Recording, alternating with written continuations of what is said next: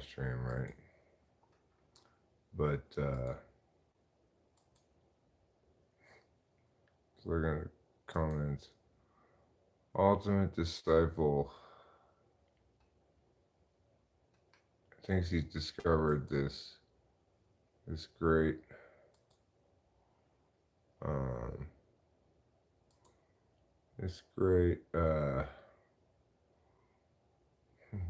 who's got some great ideas or something, but it's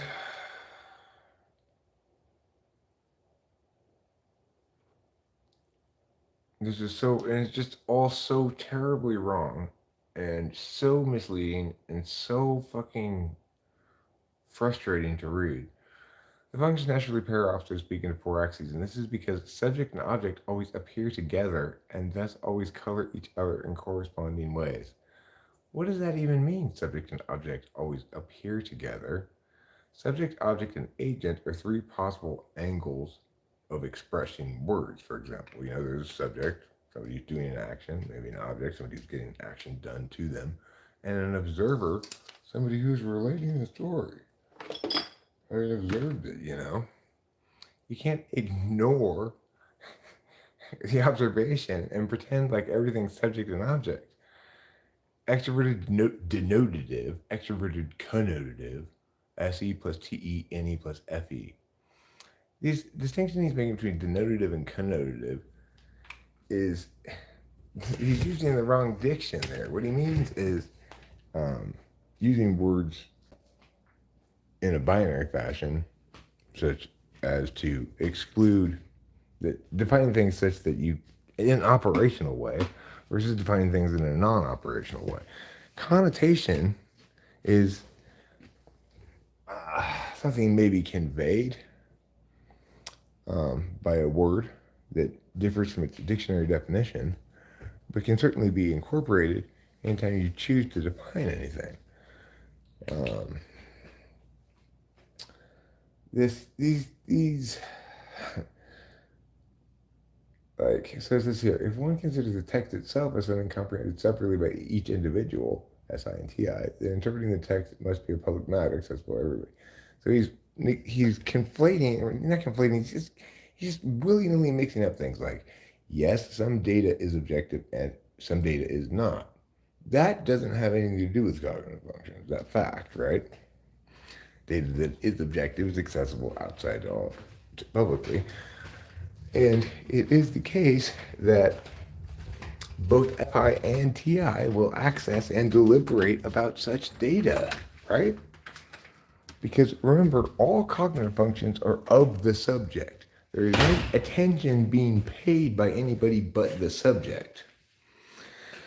So Ultimate Disciple is a great contributor in that he's trying to actively engage in the subject in meaningful, interesting ways, etc. But he's become enamored of something that's disastrously wrong. And I've already articulated so many times what needs to be done intellectually before work is accomplished intellectually, right? You can't just play intellect theater, draw distinctions willy-nilly like an armchair philosopher without the requisite skill sets and expect to accomplish anything. Like,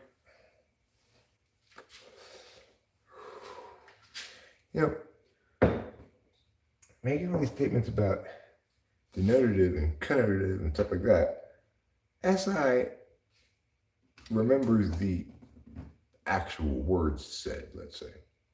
NI remembers the meaning. If you were going to afford memory to each of those functions, which would probably be ill-advised, but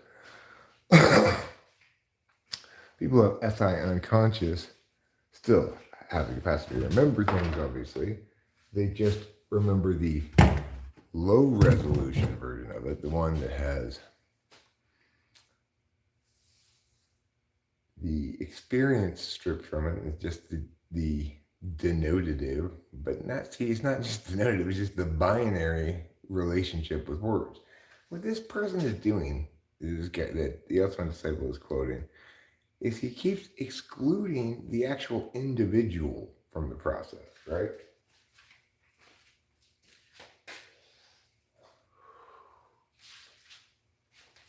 He doesn't understand, for example, you can't make any kind of analysis about subject-object distinctions and linking those to functions without including the fact that some functions use the agent or observer perspective, which he's completely unaware of, doesn't include it.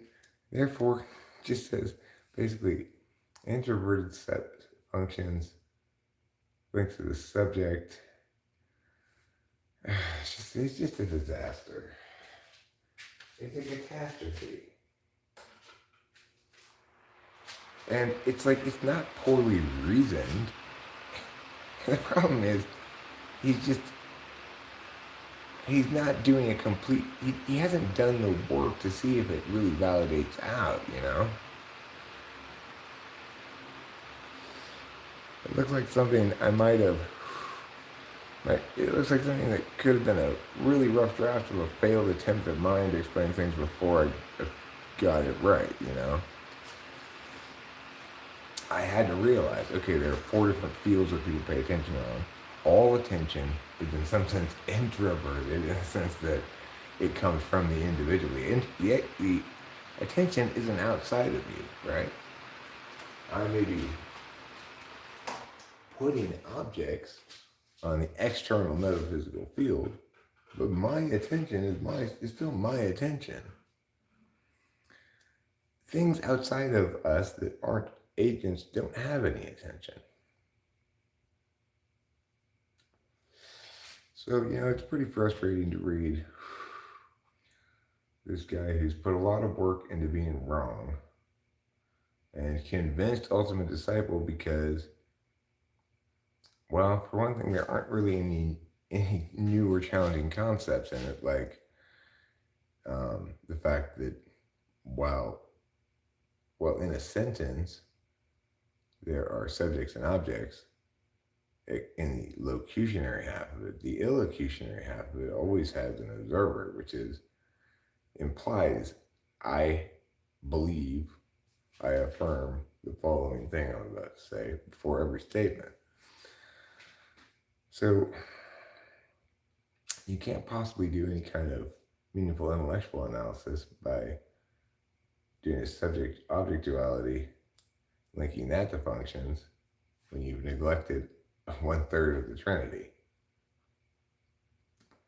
There are linkages to subject-object agent. Knowledge functions are like agency functions. Both kinds of extroverted functions, interface and action functions, are functionally subject functions, and the deliberation functions are object functions. You know this because TI will ask questions, like, is this meow or meow?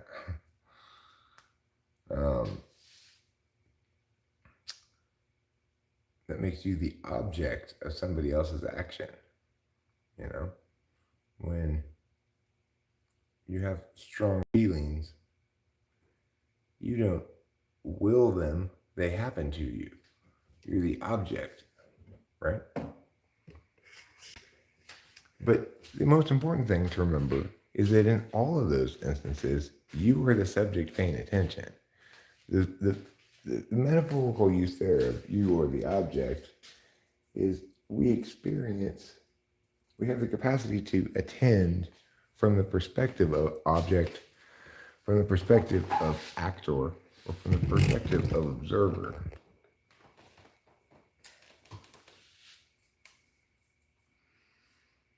This guy thinks SI and TI are concerned with objective data. Well, SI comprises nothing but subjective data, and TI can legitimately be called concerned with objective data. In other words, it wants to parse objective data. It can't parse non-objective data. So, what I would love to see the ultimate disciple do is watch this video, hear what I'm saying, and recognize that once again, I was correct. I had no need to read that guy. I read your cut and paste comments from him, which I appreciate you putting there. Makes it easy for me. And I could immediately determine exactly what the problem was. And I think it was, in fact, the problem that I guessed it would be when I guessed about it last night. So it's like, I know it's ridiculous. It's like, come on, Eric, you gotta learn from people too. I already have done all that part, you know? I, I that guy's 8 years behind me. I gotta get my glasses.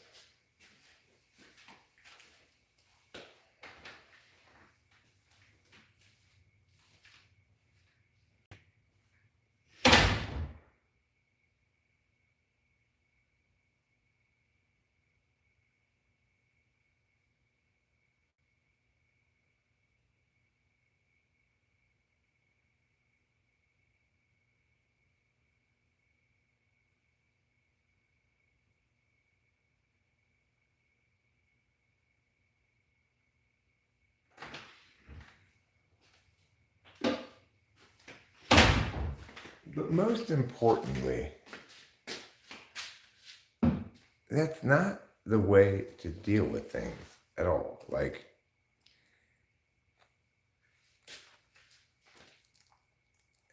I don't know, this guy that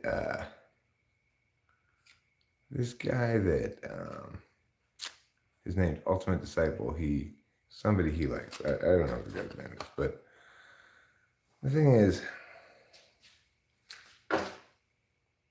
if you want to come and engage with cognitive functions and suggest that there's something I need to learn from somebody else, that somebody else is more correct than me or whatever, there's one very simple rule that you have to follow if you want me to take it seriously. Find something wrong with what I'm saying and provide the preferable alternative. If you aren't doing that first and foremost, if you haven't initially found something wrong with what I'm saying, then your number one job is to understand everything I'm saying. Not read other people's nonsense. It's not going to do you any good. In almost every other field, it'll do you good, but not in cognitive functions. Just confuse you.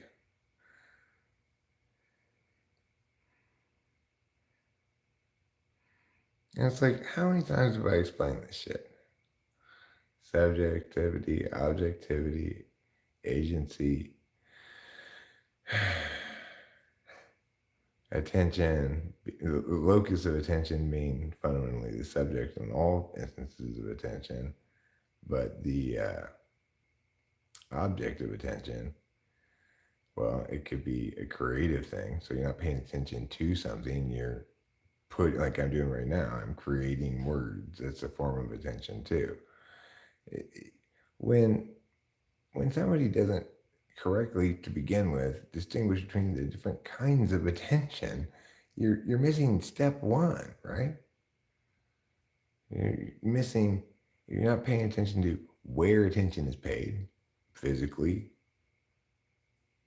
internally, like on what field is it paid, right?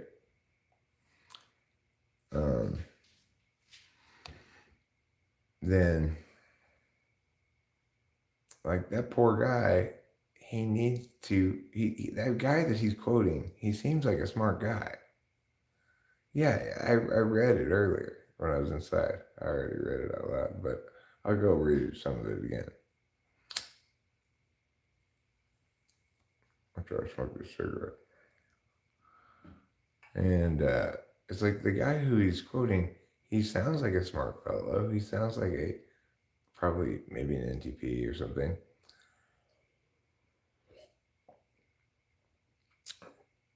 That's one of the curses that NTPs tend to have is we don't want to learn from other people. We want to figure it out ourselves. I got a bit of a pass on that because as a debate coach, I constantly had to research everything and get evidence for things. So I got in the habit of always learning from other people. anybody who's approaching cognitive functions right now, if they're an NTP, their inclination is going to be to come up with their own thing, own explanation that they're going to get it right, blah, blah, blah. And I don't blame them for that, but the fact is, it's been correctly articulated here, and every other approach to deviating from that is merely moving further away from the truth.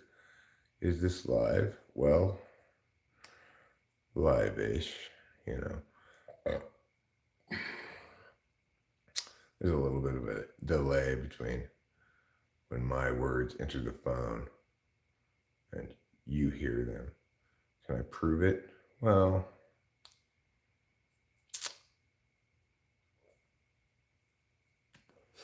I'm responding in real time to your comments. Does that qualify as proof? Not definitive, maybe, but relatively convincing. I could be an AI generated avatar of some sort, and it could possibly be the case that everything I'm saying is just chat GPT, generative AI, or whatever. But would that really inform us of the question of liveness? The fact that I, in that hypothetical, wouldn't actually be a living person wouldn't actually impact whether this event was occurring live.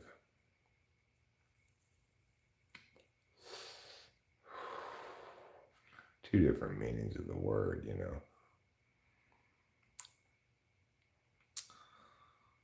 But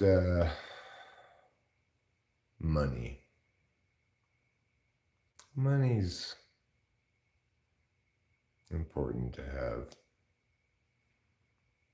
and source of anxiety, stress, anyway, no matter what, you know.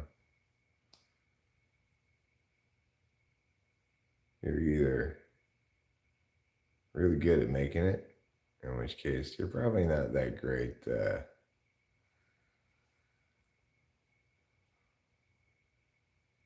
Well, money, I normally don't answer comments in comments unless something is particularly, I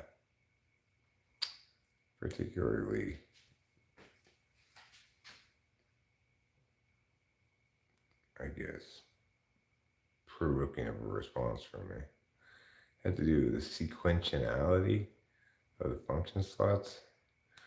Well, I don't think they work in sequence. It's not like you, like, you know, as an ENTP, I go NETIFESI, right? So it's not like I try extrovertedly intuiting, then I try introvertedly thinking, then I try extrovertedly feeling, and finally I go SI.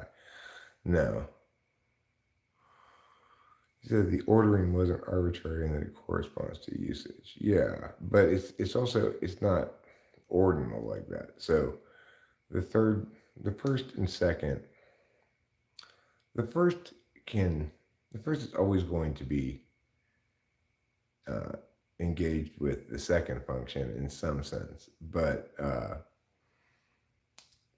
the third function's always going to be kind of like a project manager.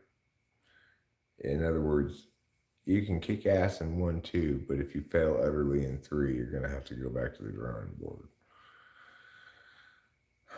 or make some sort of serious adjustments, you know, to your whole paradigm or whatever. You know, SI and NE are linked in an axis because extroverted intuition gets most of its divergence, you know, like differentiation from the expected, newness, novelty, or whatever. You're always able to get something completely novel if you go to something completely particularist. You know, like earlier, I was in the bathroom and the cat was meowing at the door, and I opened it and he came in, but then I closed it again, and then he wanted to go back outside.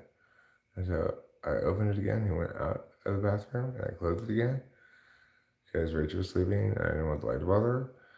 And then he may have to come back in again. I could tell that story. It's not a story you've ever heard before. It's not of any interest because it's entirely particularized, but it's novel. It's something I've never told anybody before. It's new, you know.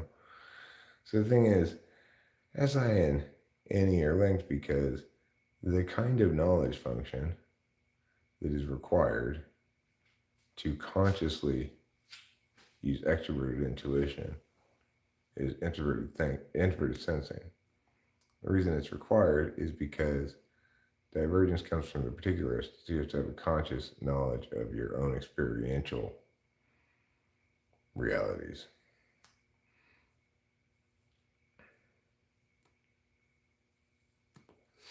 Those things I just stated imply your relationship with the backslot functions. So it's like, because my nature is to take action by putting objects on an external metaphysical field. In other words, by explaining things, talking, making live streams, whatever. That defines my relationship with the other kind of action, which is execution of ideas, concretization, turning plans, concepts into impacts.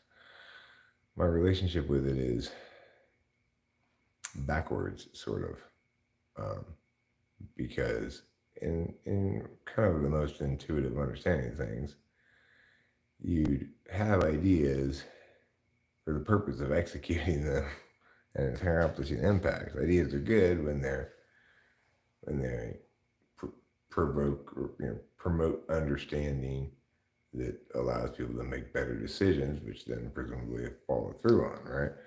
For me, I only follow through on things, and not only, but a lot follow through on things that enable me to have discussions about stuff.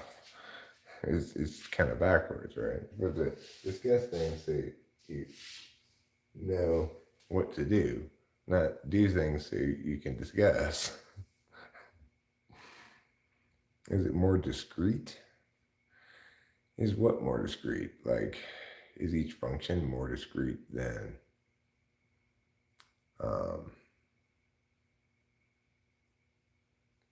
if there weren't a stack or something?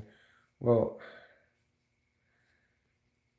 when we model it, we make them discrete in order to explain things. And we remember that it's a great model, very accurate, but because it's a model, it's not the actual thing. So we talk about functions in ways that allow us to talk about them by rendering them into objects of analysis.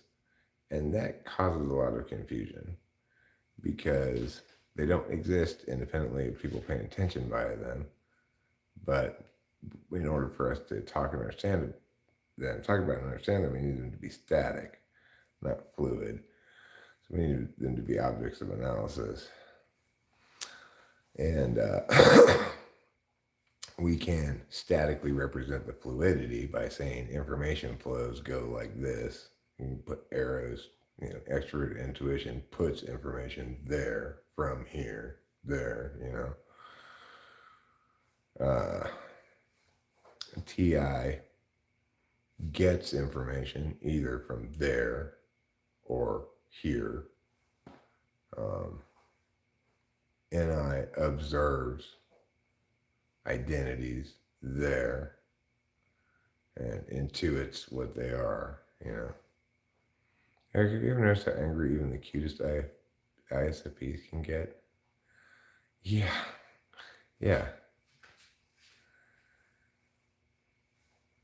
Well, I don't know what automaton theory is, but the point of cognitive functions is it reminds us that whoever came up with automaton theory is themselves attending in certain ways, expressing, because they don't understand cognitive functions, they're expressing their cognitive function bias, probably a TE bias, trying to render things determinist, It's not nothing wrong with doing that. It's just who they are, you know. But because they don't understand cognitive functions, they've and they want to understand things, they've come up with yet another wrong explanation.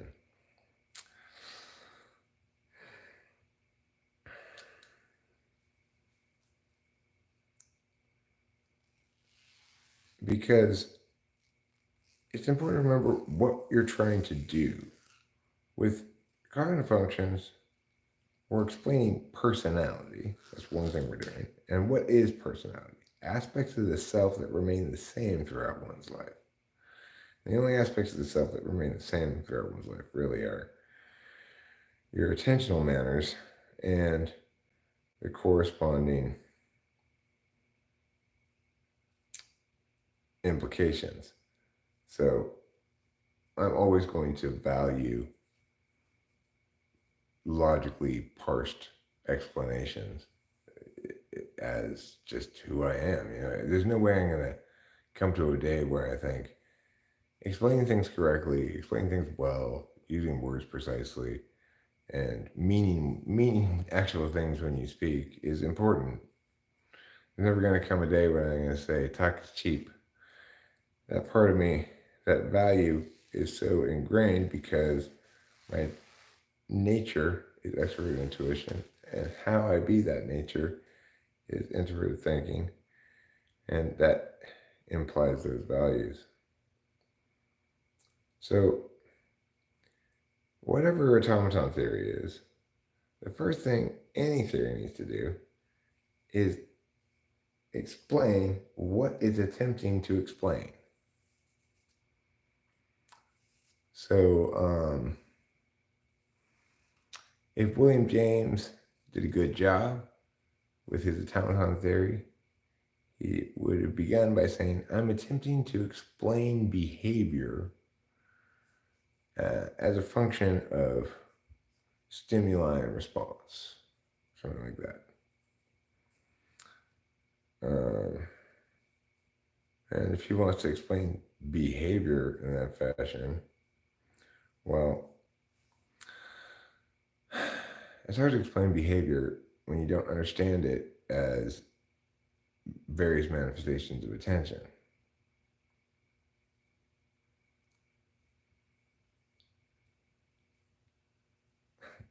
Whenever two people meet, there are really six people present. There is each man as he sees himself, each man as the other person sees him, and each man as he really is. Only some of the time. Whenever two people meet, it could be both of them are FISI people who are paying almost no attention to the other person. They could both be FE polar. Or they could both be FE doms and they could both be INFJs and have no concept of themselves, really. And how he really is according to whom? What does that mean? Our view of the world is truly shaped by what we decide to hear. I don't think a whole lot of decision making goes in to what we decide to hear.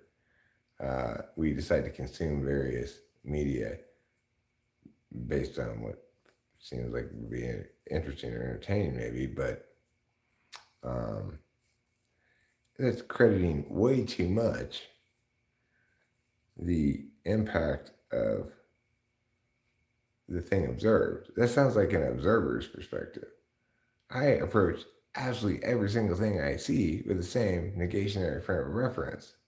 So when I read that William James quote, I'm not shaped by his stupidity.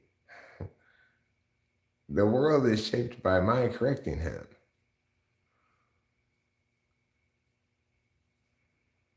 That's the point.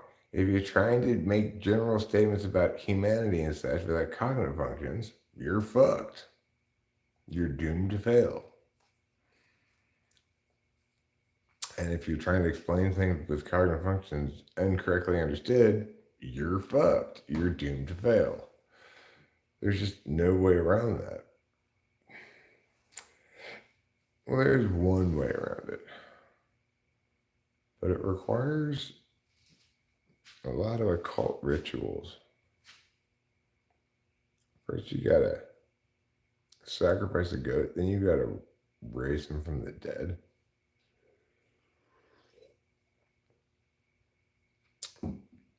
And then you got to invite him to have a bowl of menudo with you and have him decline, but politely. It's pretty tricky to make happen.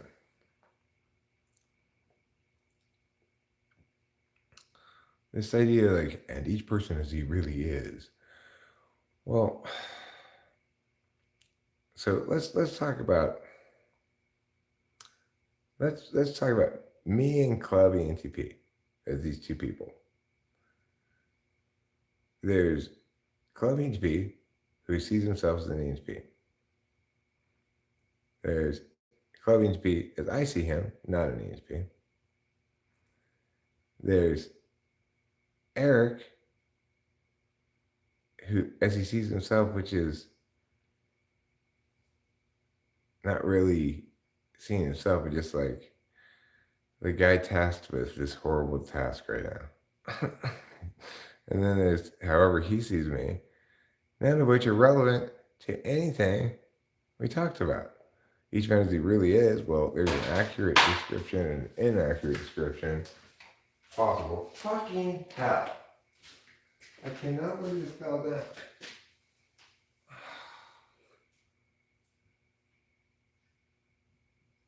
Why? Why are you taking so long to dry?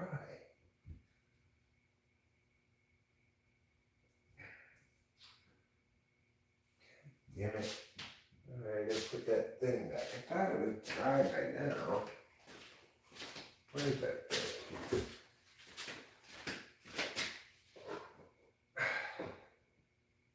Now, stop being a little bitch. Dry and stick there.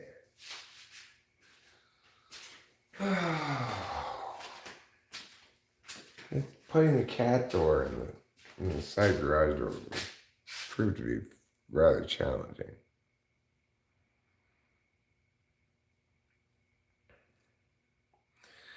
Yeah, Jungian archetypes include the persona, the shadow, the animus, the self, and the hero. Everything from Jung that's not the basic notion of cognitive functions is more or less worthless. So let's just come to terms with that, okay? Those metaphors do not help us understand attentional manners at all.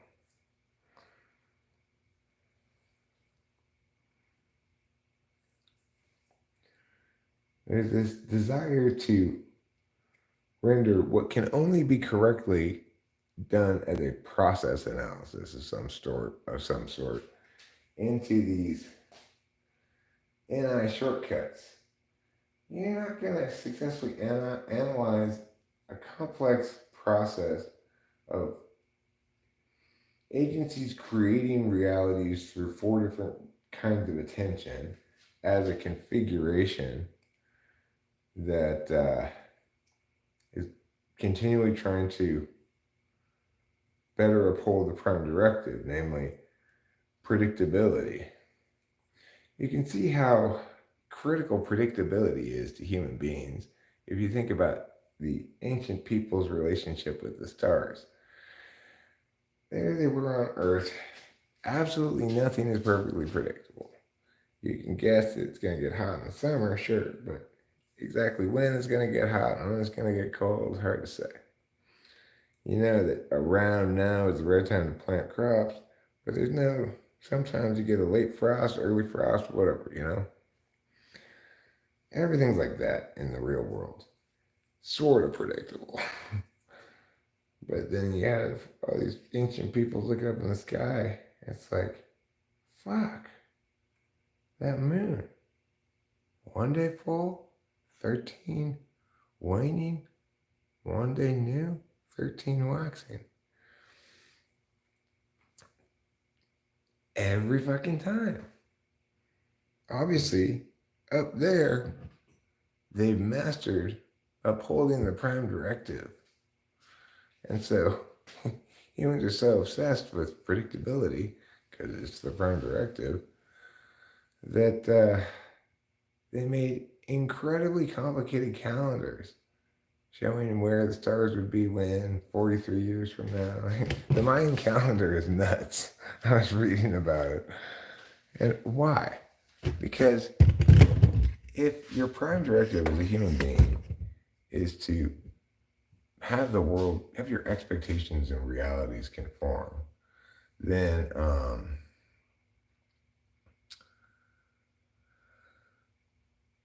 then it's of course entirely backwards, right? They look up and they see a heavens that conforms with predictability, and they see an earth that doesn't. And instead of thinking, oh, obviously that's not informative at all about this, it must operate according to different rules.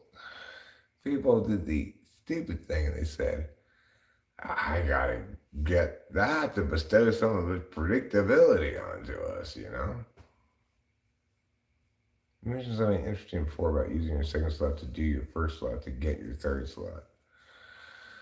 Yeah, by and large, that's very true. And it'd be more correctly said, you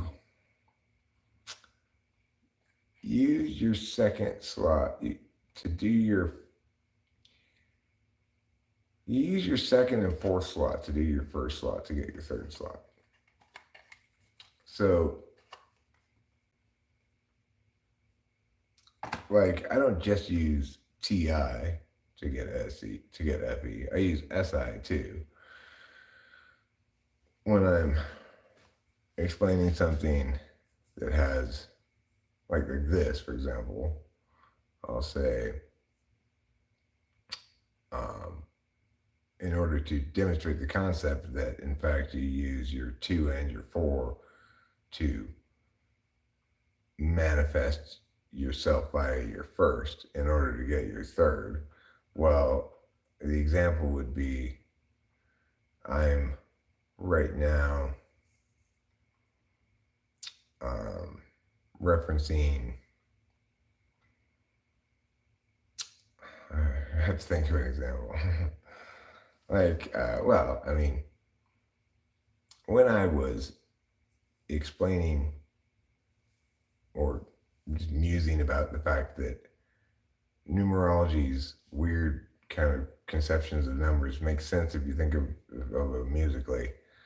That was an explanation, but it tied in as well to um, the SI setup, right? I was in the car with Rachel and we were talking. She mentioned something about astrology, and then she told me this.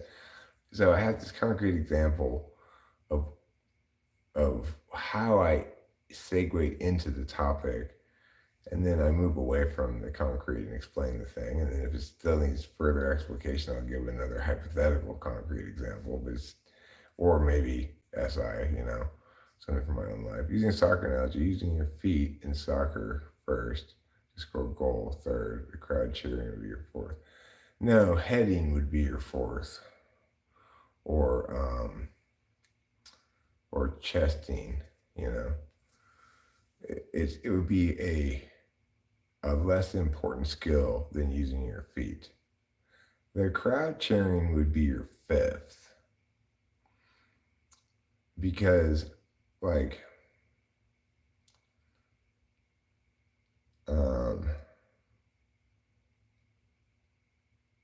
for me, NI is fifth, right? So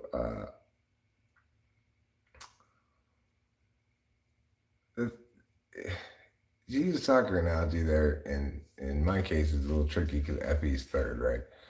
But it would be like if I can use my feet and my head to score a goal, then I'll get the crowd cheering. That's FE third. But I'll only really be happy if it's a neutral crowd or even an opposing crowd cheering for me, because my play was so universally great that it deserved applause. Right? So that worked kind of well with FE and I. Right? It's pretending that instead of explaining things, my desired outcome wasn't an explanation but a goal. Okay, so basically pretending I'm an SE dom. I'm using my tool function my feet, my 4 slot function, which is like the weakest part of my soccer game, right? Like maybe I'm not good at heading. Maybe I'm like a Japanese player and I always get beat in the air because I'm so short.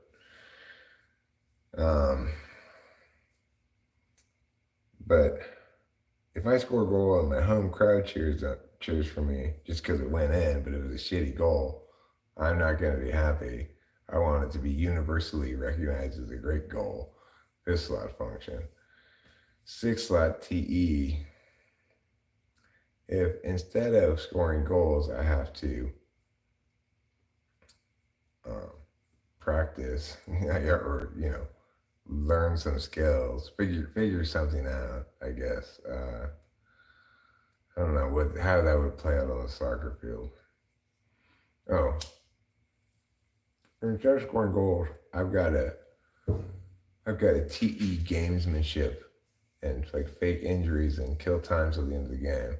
I don't like to do that, but I can and will successfully usually if I have to. 7th slot, FI. Oh, that's like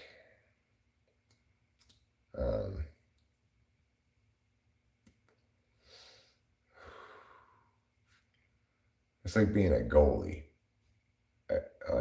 I never played goalie. I'm not good at goalie at all. To me, goalie just seems totally wrong. Why are they using their hands?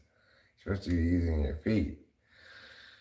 And then the 8th slot function is like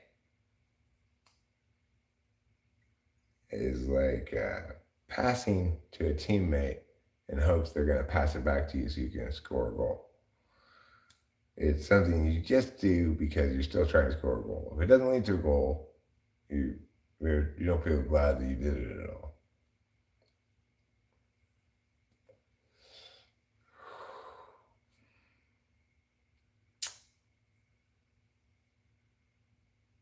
Seventh would be goalie. Assuming you're like a striker. In this analogy, you're a striker, okay? And you've never played goalie before.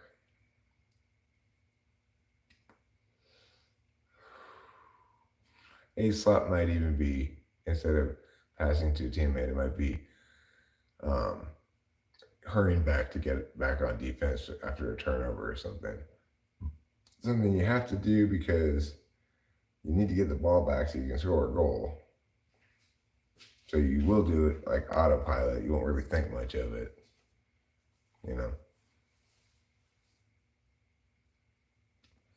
When you think about how you scored that goal, you won't remember the important part where you went back on defense and prevented and managed to help get the ball back to your team that led to the goal. You won't think that had anything to do with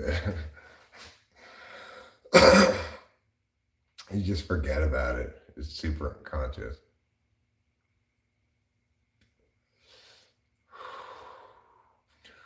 Well, I don't think personally. I mean, you can group them by quadra or by a variety of different things, right? And each of them can be informative in some ways about types, but I don't prefer to group them in quadras. I prefer to group them according to whether they've got communication or experiential functions. Like so, communication, meta-analysts. Communication, experience, analysts. Experience, communication, executives. Experience, executors. So if you break them into groups like that, then the meta-analysts are INFJ, ENFJ, ENTP, and INTP. The analysts are INTJ, ENFP, ESFJ, and ISTP. The executives are ESTP. I'm sorry. The analysts, INTJ, the executives are ESTP, ENTJ,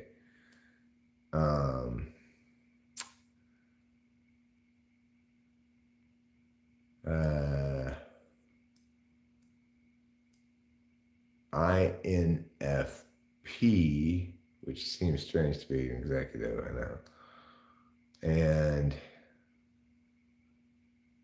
ISFJ. And then the executors are ESTJ, ISTJ, ESFP, and ISFP. So those groupings, you got the most communicative, most metaphysical, are the meta analysts. Second most metaphysical are analysts. Third are executives, and fourth are executors.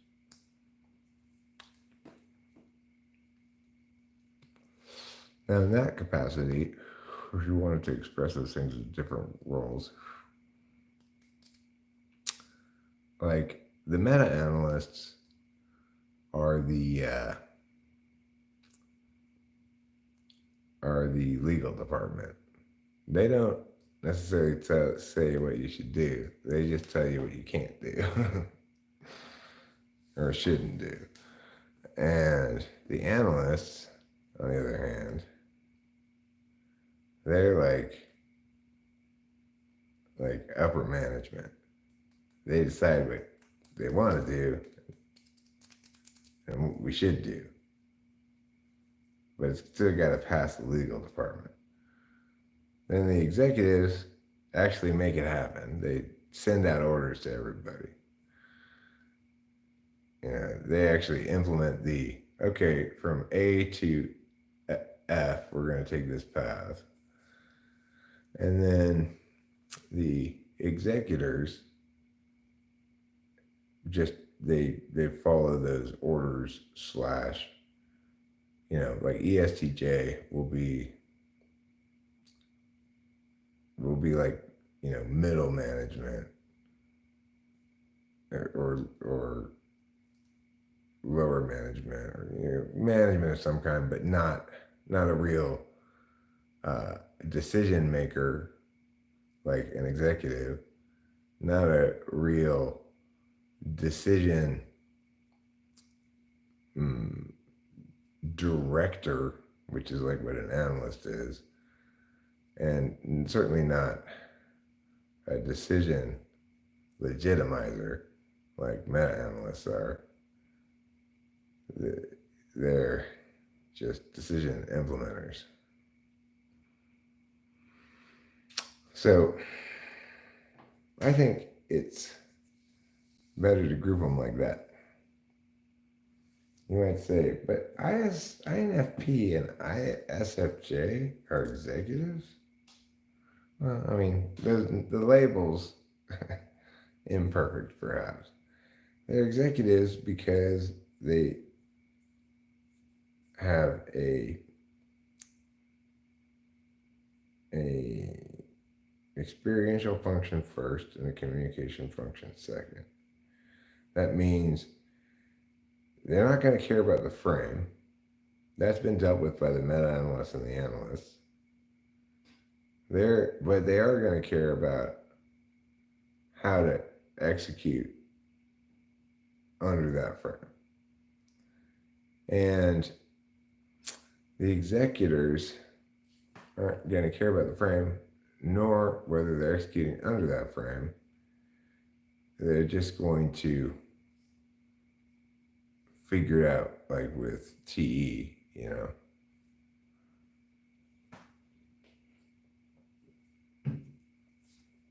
They don't deal with frames, they deal with rules.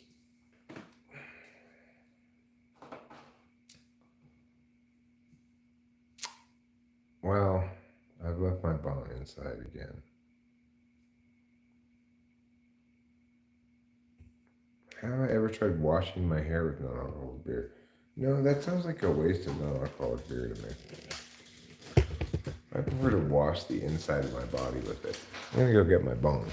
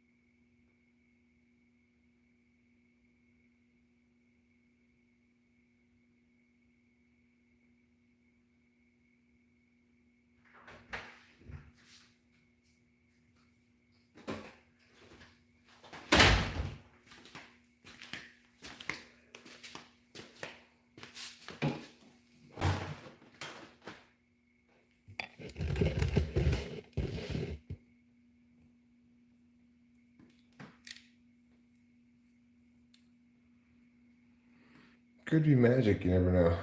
I don't really think my hair's that dirty.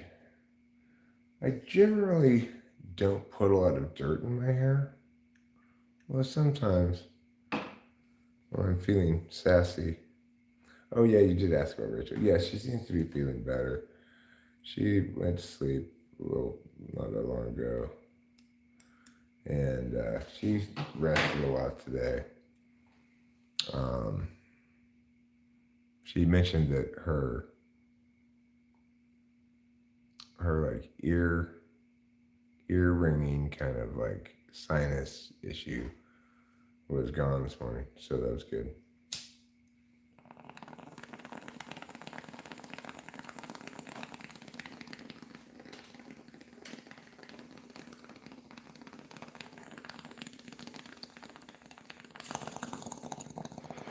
Yeah, I think so. But also, I think her immune system fought it off when she got a good night's sleep, you know.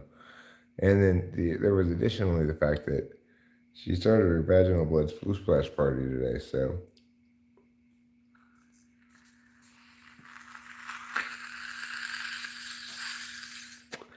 she may at least somewhat have been not feeling well because of her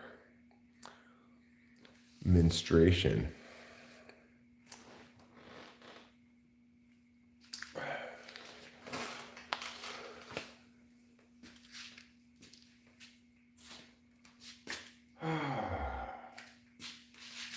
The struggles I have to endure. Of course it's clogged. Instantly clogged.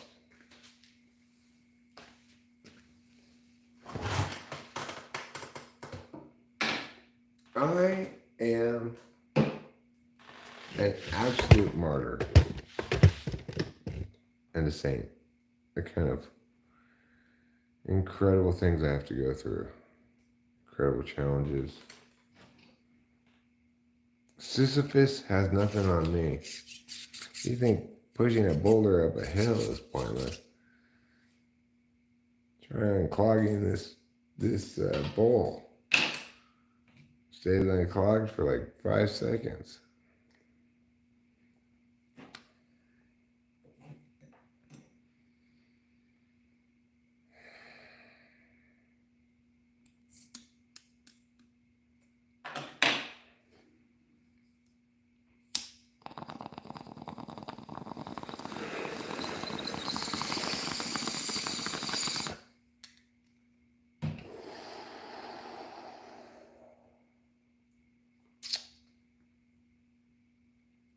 Apparently, I've entered menopause because I've stopped menstruating.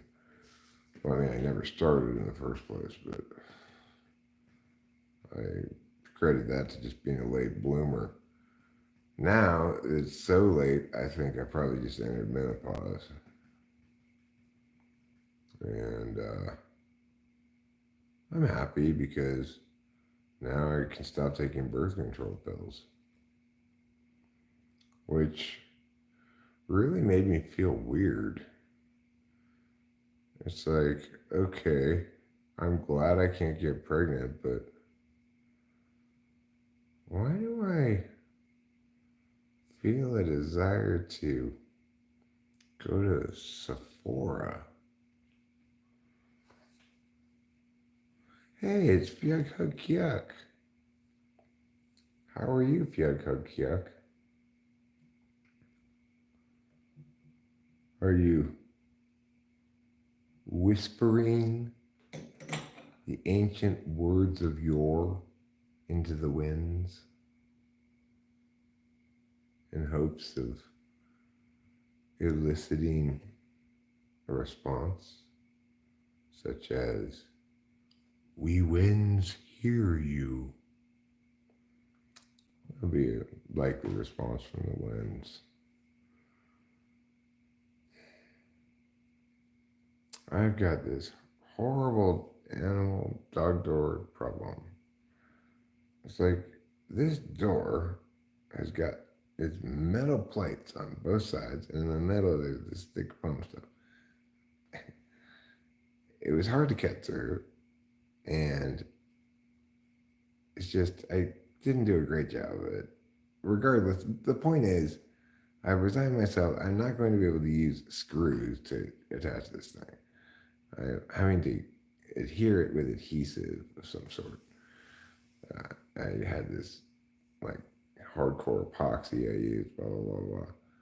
But I guess it takes a long time to dry because it keeps falling down. Every time I take away the support thing I have there, it falls. I thought, oh, it's been there for 4 hours now or something. It'll stay. No, it fell down. Fucking thing. It still hasn't dried. So, if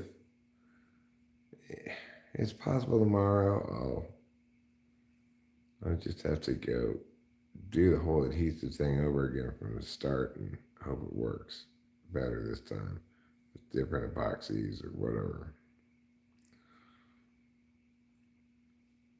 But I mean, there's the hole in the door. There's the right size for the cat door, and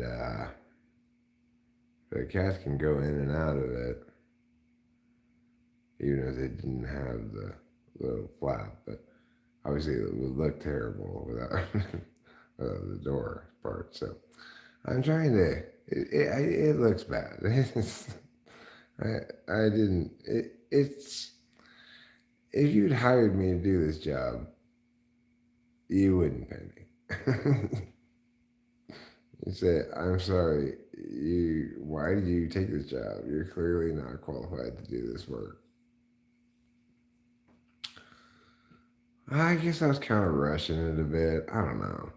I just thought, well, I got a little bit of amphetamines in me because I'm out now. I just got a little bit from Delilah.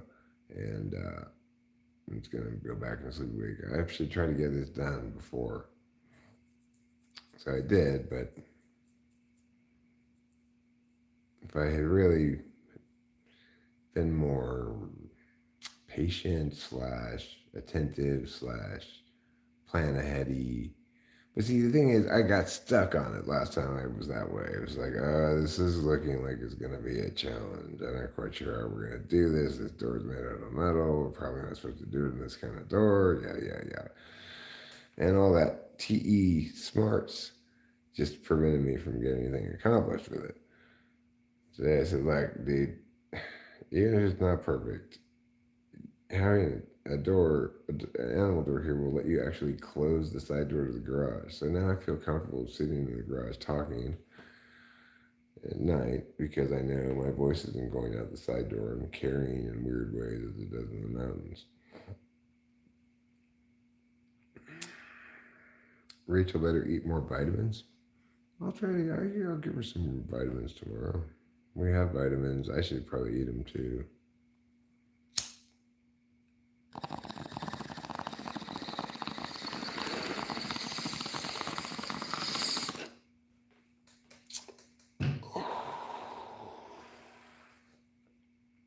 Tonight's going to be the real test, I think.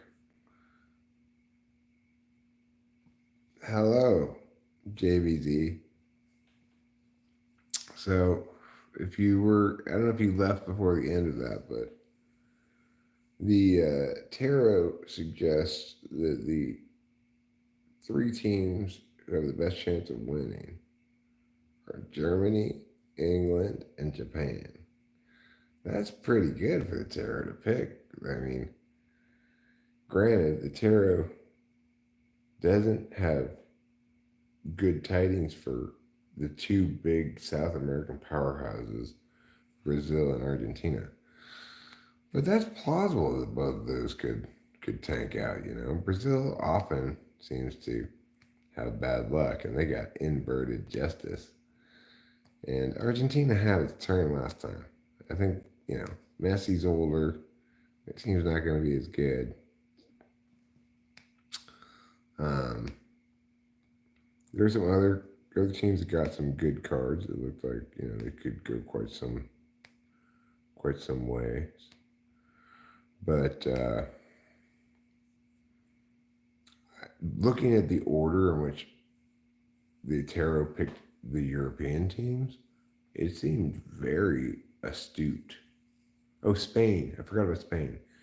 England, or did I say Spain? England, Spain, Japan, Was there another one that was good? Well, I remember Honduras got a major arcana,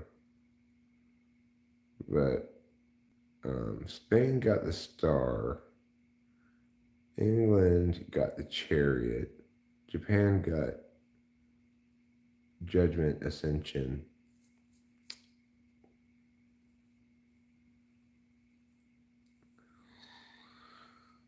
Well, I agree, skill usually wins the day.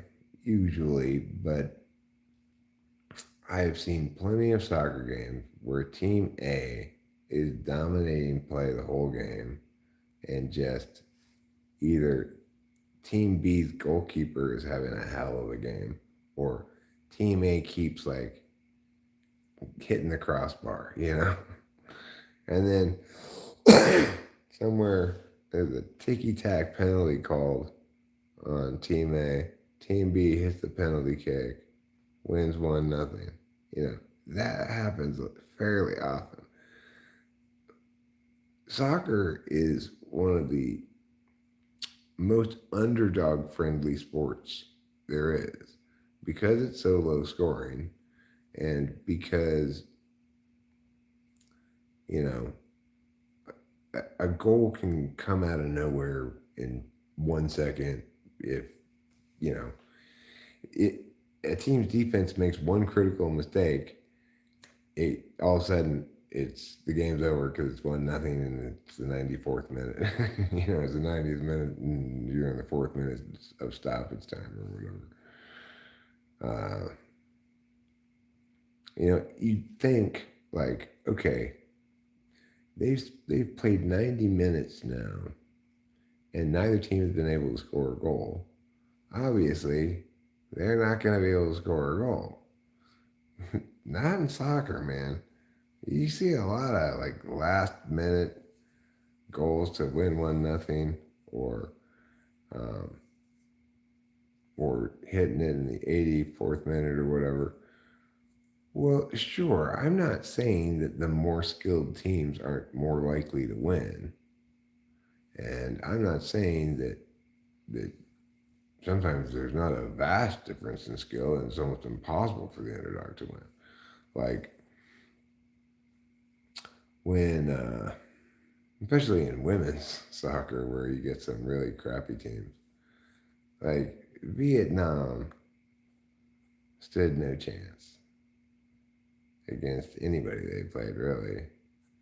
They were just obviously not very good. But when you get more parity, when you get more parity in the game, like in men's soccer, uh, you have a better shot at at winning, even though being less skilled than you do in other sports. And you'd think the sport that would have the most capacity for the underdog to win would be American football because it has the most complicated coaching. And so, you know, you'd imagine a brilliant coach out coaching a good coach that being one step ahead in terms of the game planning would would enable underdogs with smart coaches to beat um, to beat favorites fairly frequently.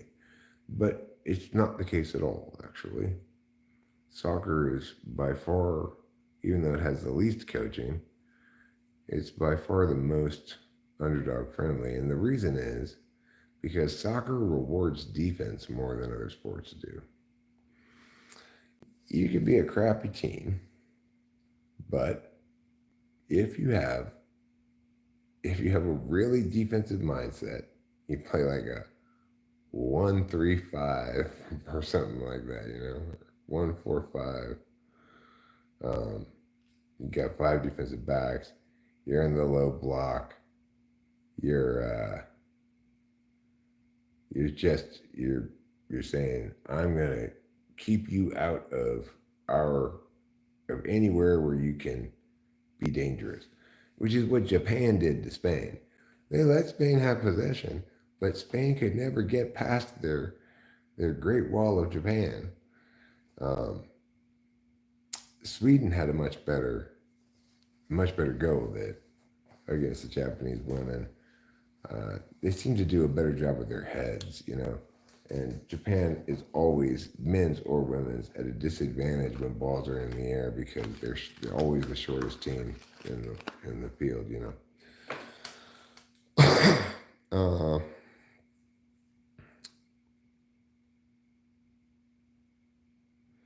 I'm going to answer JVZ's question. Is soccer getting more popular in the USA these days? I would say yes, for sure. But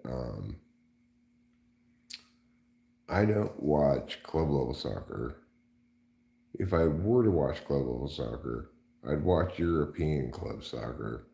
I wouldn't watch MLS. I might watch. We watched the MLS championship game. Um, I mean, I thought Japan looked like the best squad until they lost to Sweden in the Women's World Cup. Japan beat World Cup champion Spain 4-0. That game against Spain, that everybody in the world should watch that game to just see Japan put on an absolutely gorgeous clinic of counterattacking, giving up possession and just dominating anyway. It was beautiful. It was amazing. Um, anyway, uh, it is getting more popular, I think. But for me, I don't know, a few World Cups ago, maybe 4 World Cups ago, I'm not exactly sure how long ago. Um, well, I mean, it's an advantage and a disadvantage. Soccer is actually a sport that rewards smallness, not as much as, say, a horse jockey, but nevertheless, smaller people tend to be a lot more deft with their feet and the skills that soccer mostly requires. So a lot of teams will have uh, one or two tall players as uh, corner kick heading specialists, basically, or just to win the ball in the air, even if they're a midfielder or something, to win those midfield balls in the air. You have one or two tall people. You remember when England had that one tall guy who was taller than everybody else, and he basically all he did was do headers. But anyway, tallness is not that much of an advantage in soccer, but Sweden is extremely well coached, and Sweden watched that Spain game, and Sweden watched all the Japan games, and they said, look, we happen to be a team that specializes in heading the ball and being tall to the expense of our ability, of our dynamism in other areas of attack, right? Which got exposed by the U.S. Sweden looked limp as a noodle that's been boiled for an hour when they played the United States. But they're well coached, and they knew they couldn't go straight up against the U.S. Like, all right, let's both just be attacking and see what happens. There was no way Sweden's going to make that mistake. Sweden defended for their lives and still had to get lucky, you know, or not lucky. I mean, the U.S. had to choke on a few occasions for them to win that game. And I'm not disappointed the U.S. women lost because they needed to be taken down a notch and reminded that they're supposed to be playing soccer, not pretending to be social justice warriors.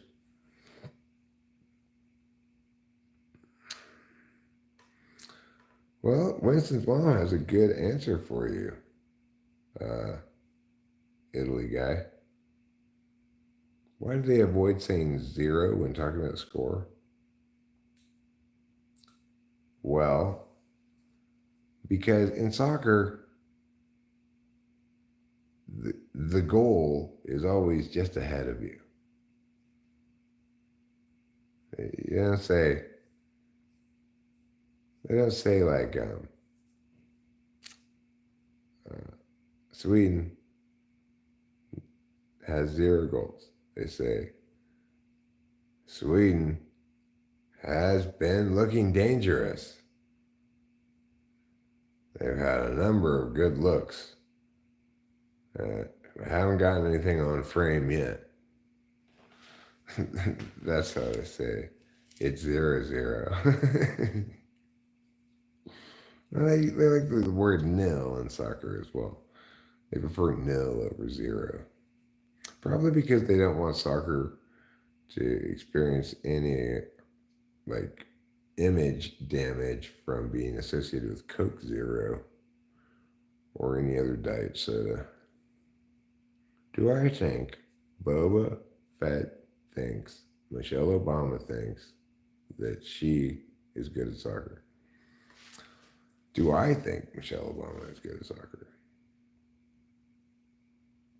I have no way to make even an educated guess about that. I don't know if she's ever played soccer. I don't know. I'm not 100% sure she has feet. I can't recall ever noting her feet before. I'm assuming she does. But I know so little about her that I can't even posit an educated guess as to her skill level at soccer.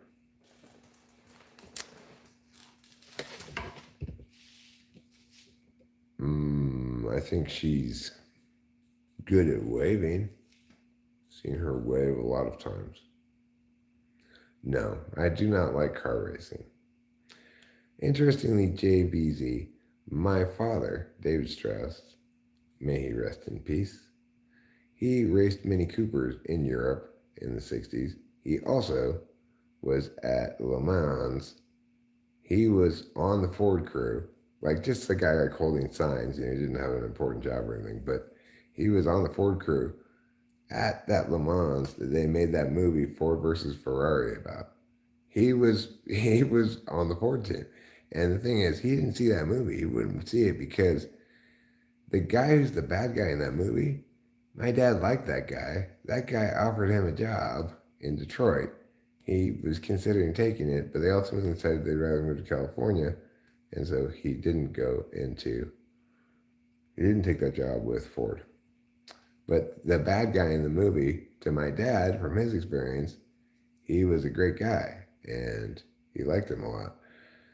But in the movie, they're only focused on the fact that that guy wanted the 3 cars to finish together and how like not cool that was. Well, why is that so not cool?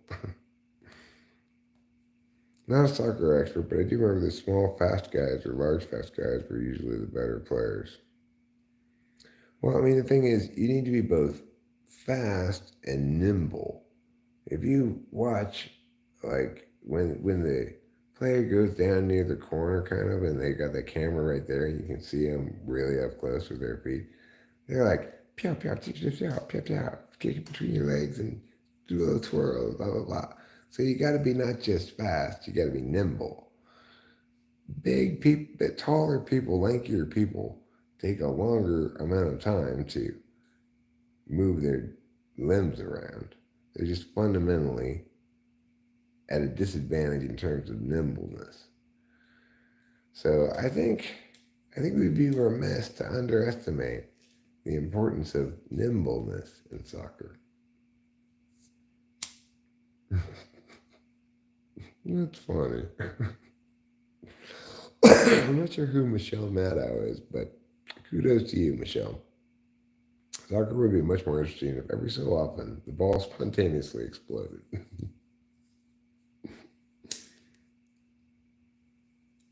Well, the truth is, World Cup soccer anyway is incredibly interesting. Good soccer games are incredibly good. Like, just mind-blowingly good.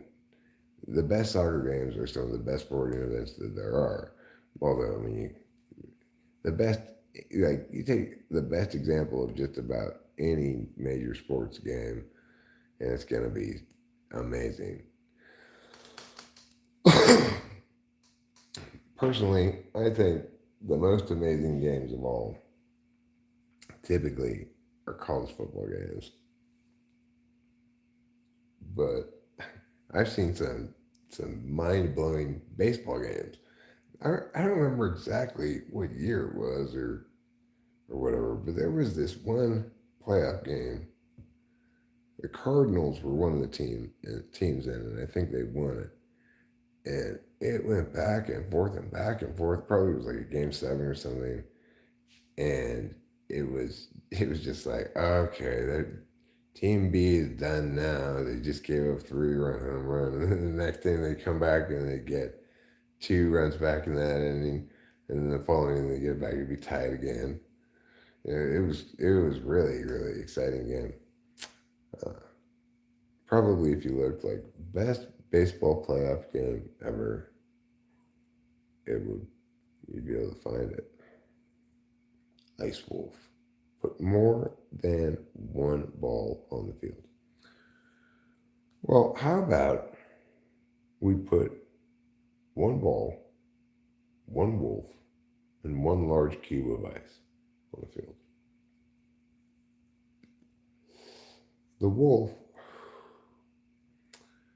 the wolf should be on a lot of LSD to make it less predictable.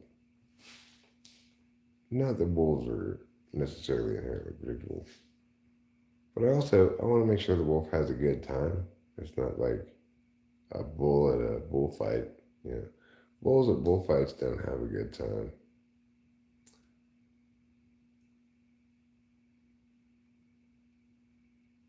I guess that makes them smarter than people.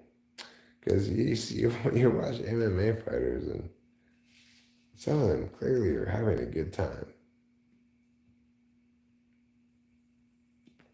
Of course, they're not being stabbed with swords by Spaniards with a cape fetish. Mm. No, no, no. I'm not into that kind of high jostling activity, JVZ. I get car sick and stuff, you know. Not when I'm driving, but if I ride in a car. But in general, I I like to avoid unnecessary jostling back and forth like this. That's too much sensory input for me. I also don't like to go to things like amusement parks because there's just too much non words going on. Messi failed to score versus Nashville SC. Even did they suck or something? No, I don't like bumper cars. That's a high jostle activity. I don't like the teacups. That's a vomit-inducing activity. We'll go on Pirates of the Caribbean. That's a fun one. That's pleasant. You got a couple of downhills in your little boat, but that one's fine. Um, I could go on like the monorail or the haunted house. I could go in the haunted house. That one's fine. Talking about Disneyland. I don't like Six Flags, roller coasters and stuff. The one I do like at Six Flags is the one where you get at the top of this very tall thing and then it just drops you. That one's pretty fun. I do like, or did, I probably wouldn't go to them anymore. You know, 52 years old. You forget that, like, Eric, you don't like water parks. I, the last time I was at Raging Waters, which I do like though, or I liked it before I was a middle school teacher. and I was there chaperoning an eighth grade trip, eighth grade graduation field trip, and it was fun going on water slides. Some of the water slides were fun, but there was this. I was at the. I went down this slide. It was like one of the main ones. It's in the corner back there, and I got out and I was standing at the bottom, just kind of like looking around, watching the students do whatever. I don't know. Not, probably not paying attention to the students. Just kind of like got out of the water, and I look at the next person coming down. Is this girl in my class that she was a Korean girl, and she was actually a model. She was 14, 15 years old or whatever. But the water slide pulled her top off, like up off of her boobs, and she didn't didn't know it. Like she was standing there like getting her water out of her hair and stuff. I was like, how do I deal with this? Should I say something to her? Should I just turn around and walk away? Okay. I think I just sort of stood there for a second and then she realized it and fixed it. It's like my decision making process was too slow. She, she,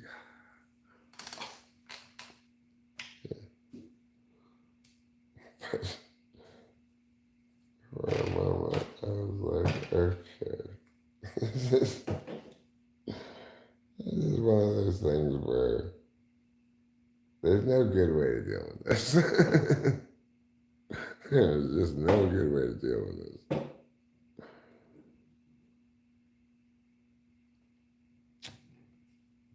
So, anyway, I don't think she saw me standing there really. I mean, she did see me standing there after, later, like, as she climbed out of the landing pool. But she thought, I don't think she saw me see her.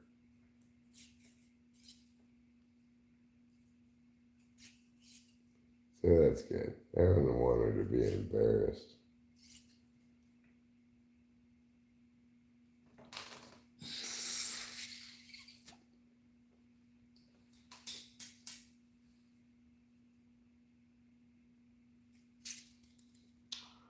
Oh, you cloggy clog. Why don't you just change your name to Clogs McClogs a lot, huh?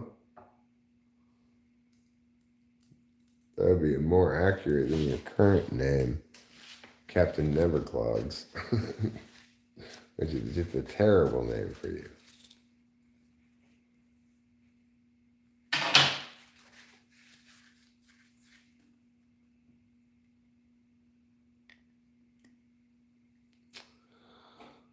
Delilah was on that field trip.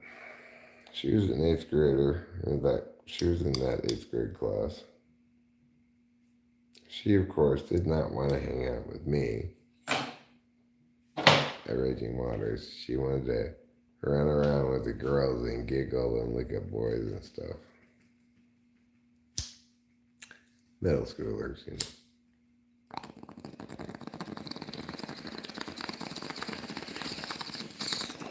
I had some fun times on those middle school trips. You know, we went skiing at Big Bear. In that instance, Delilah did ski with me. We went to, what's it called? Medieval Times, where you get the chicken, the jousters, and you're in one section. You're supposed to root for your guy, you know, as a king or queen. And of course, the middle schoolers, they want to go into the shop. And I worked at Rebay, so we had some rich middle schoolers. Like, I remember Noah Dietz bought like maybe it was either Noah or Michael Gedzukian bought like a sword or something, like some dumbass. If you ever been to the medieval times store, um, it's got like statues of a wizard with a thing. It's got like a swords and like a battle axe and shit. And he bought like a sword or something. Like, Michael, that's like $200. You, I, but it's like, it's not like his parents gave the teachers money to handle for him or something. He just pulled out some shit from his wallet and paid for it. Despite my advising against it, I don't think you should buy that sword, man. I really don't think you should. I think you're gonna get that sword home, you're gonna realize, what am I gonna do with this sword? Your parents probably gonna say, you spent $200 on a sword?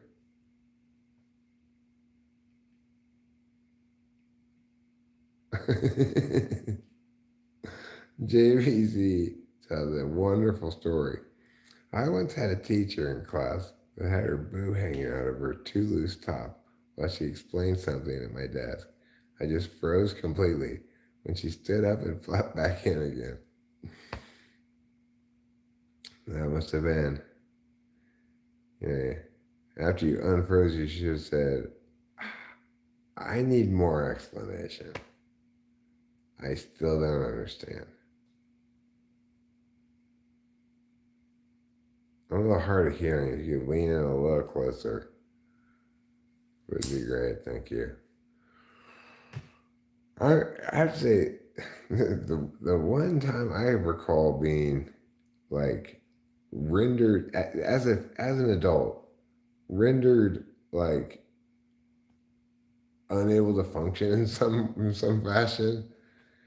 There's this weed store I used to go to in Arcadia, or unincorporated Arcadia, um, and this girl, she was probably like 22 or something, 24, I don't know, like Asian girl with like short haircut, like a bob haircut or something.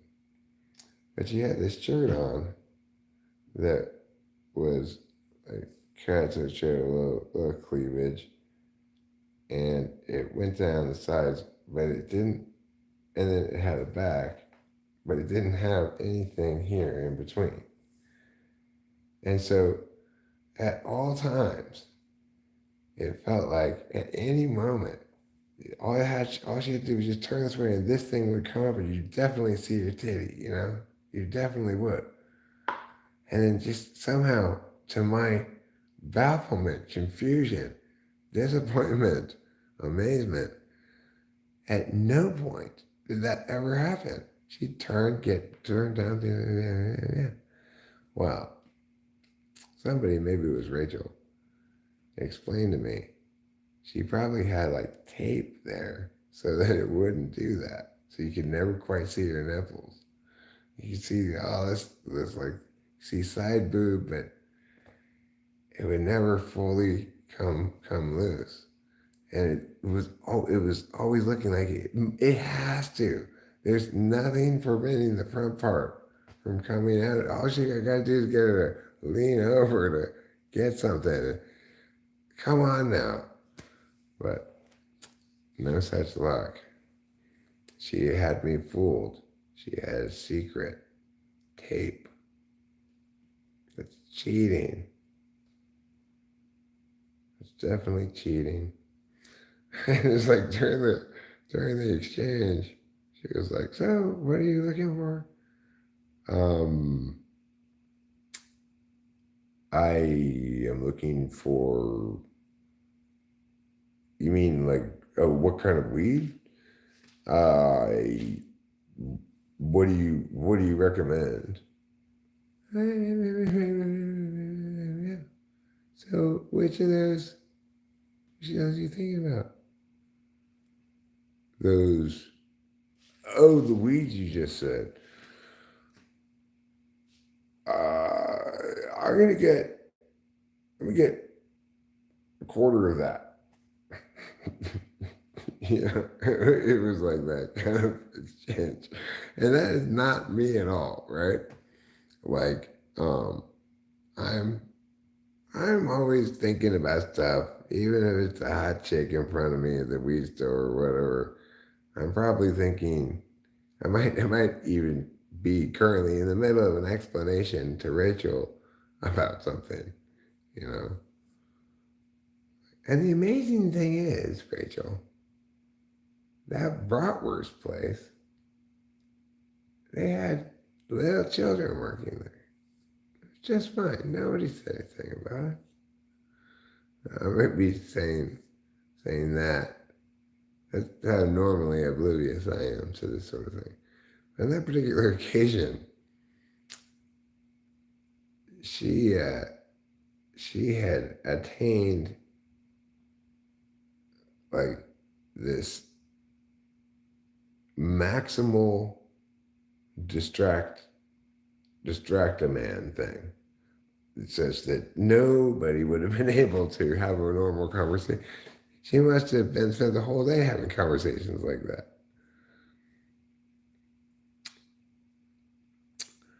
Wynn's mom, obviously, Rachel, my precious angel and ultimate beauty, is the most beautiful and boobalicious lady in history.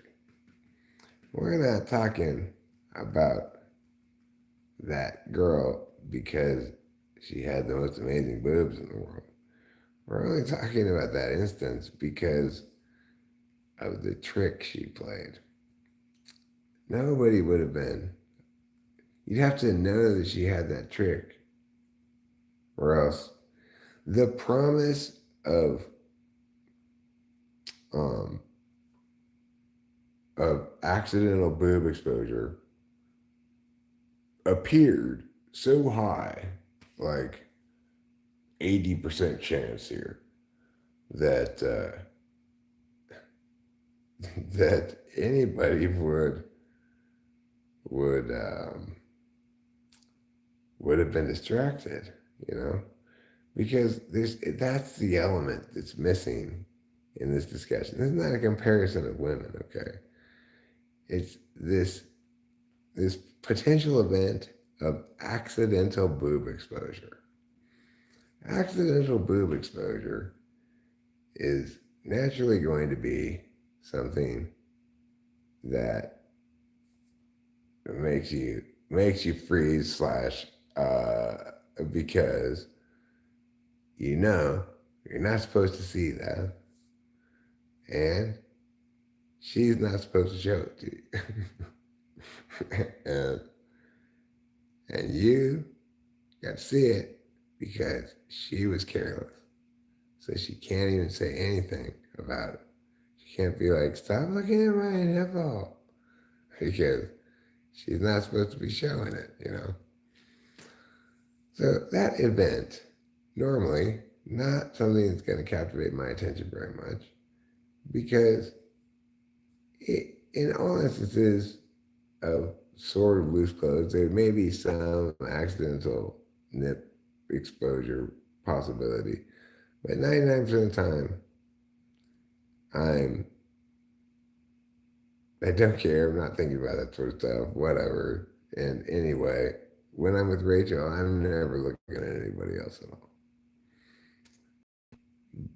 But when the apparent risk reaches that high threshold, and it's like that kind of classic um,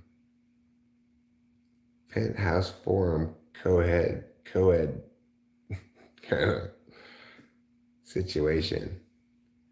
Well, you wouldn't be human.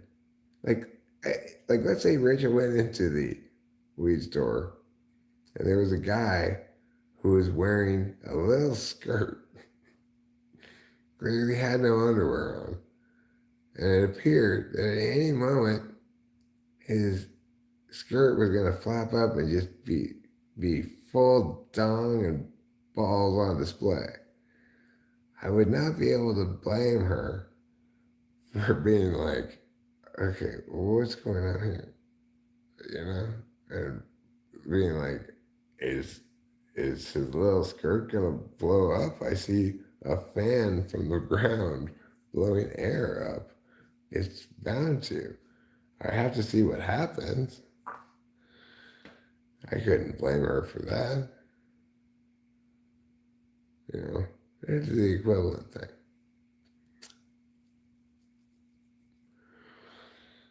So that girl really had a good strategy. But I wonder if she, okay, well, yeah, if she kept dropping her handbag and going like that, yeah, I might have a little bit of a problem.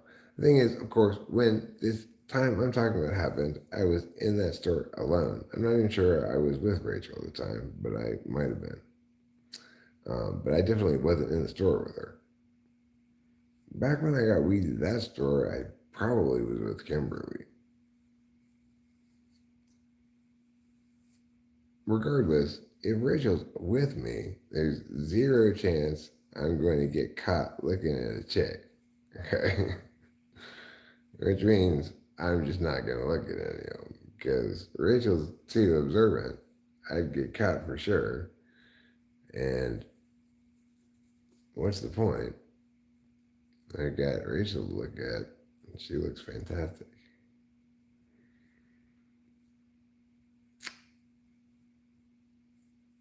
What am I, some sort of sex maniac?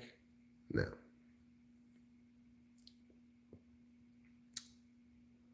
Just a normal man with the normal susceptibility to, like, let's say you're sitting at a table with your wife on a sidewalk and you're chatting. I'm sitting this way, she's sitting this way. And it comes walking here right by my eyes, like big pair of titties, right? And of course, girls often, if they've got a big pair of titties, they're gonna wear this tight shirt to accentuate them and say, look at these. In contrast, you don't have guys with like a cod piece that's semi-transparent so that everybody can see their junk, or most of it. You know, it's like if guys dress like chicks with their boobs dressed like with their dicks, then you like have half your shaft revealed and some scrotum, but no balls because that wouldn't be okay. That would be the equivalent if men were girls and girls were men. Everything would be different. Then again,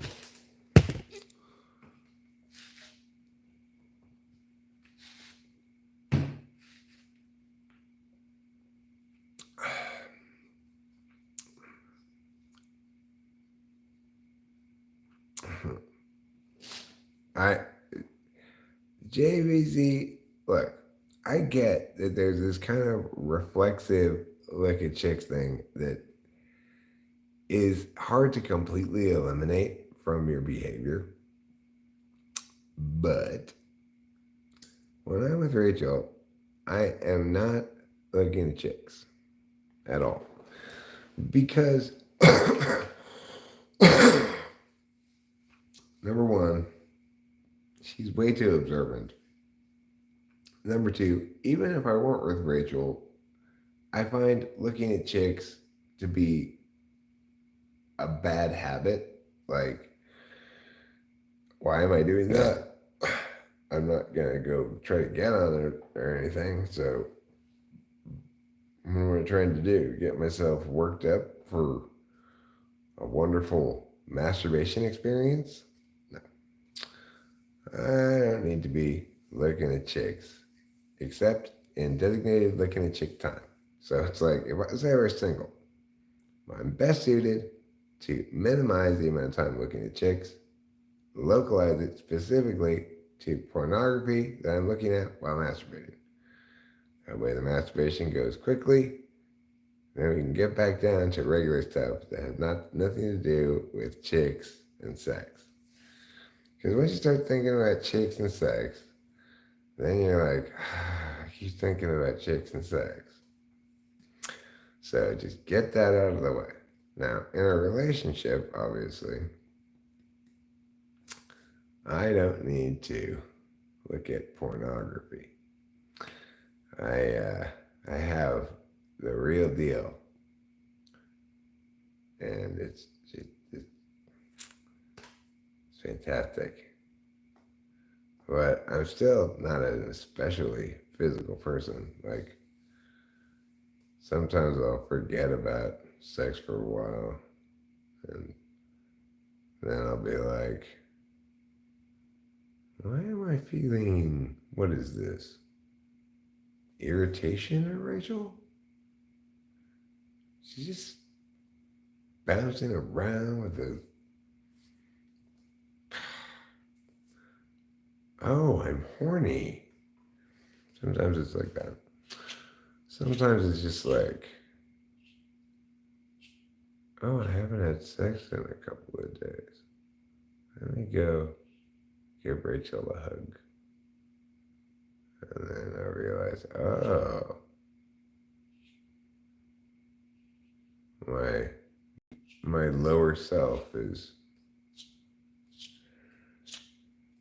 reaching for the stars. I'm sorry. I'm in an anti-email phase right now, where I'm actively rejecting the idea of email. But I will deal with it. I will. I will. If you want to send it again, so it's up at the top, I'm much more likely to do it. Rachel makes my lower self reach for the stars.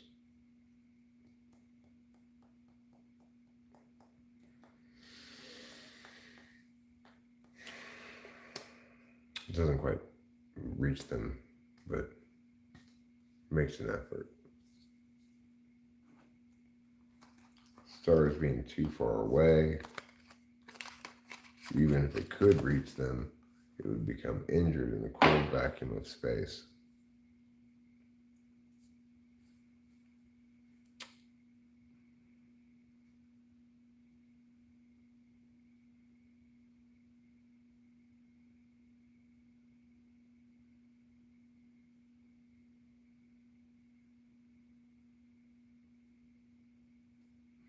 Checking out chicks. Checking out chicks is a good name for a band.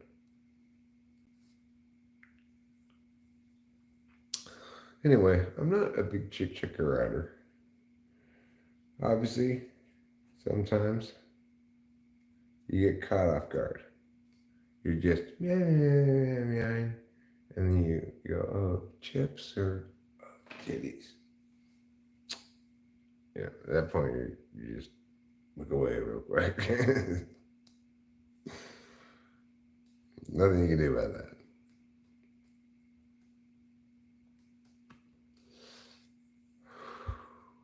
I'd understand if Rachel faced an equivalent kind of thing in the world. Like I said, like if, say, 10% of attractive young males in the world made a habit of going to stores in Speedos,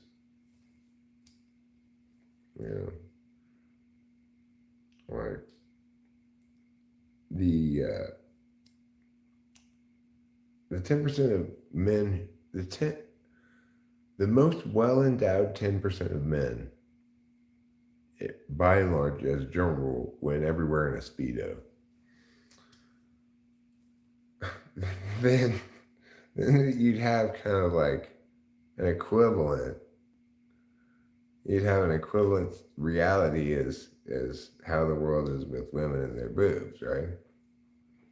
Then I'd be like, I'd probably be policing that shit. Like, you better not be checking out that guy's Speedo. But I'd also understand if she was like sitting in the dentist waiting room and looking at the newspaper, and the guy walks in, stands there right next to her chair in a Speedo with his massive bulge 6 inches from her face.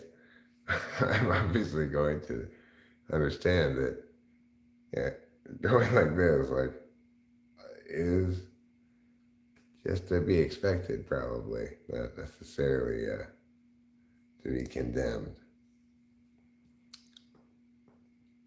Rachel might leave me for Keanu Reeves one day? I don't think so. I don't think Rachel's gonna leave me. It's possible. No, I don't think so.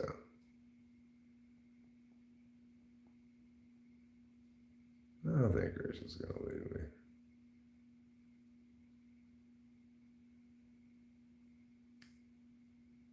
Everybody else has one way or another.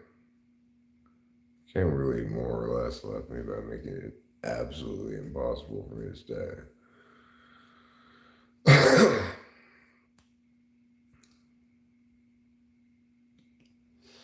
So, my SI says, of course it's possible.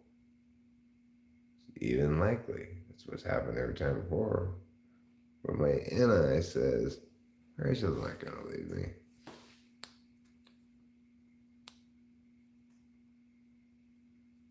I'm not that boring.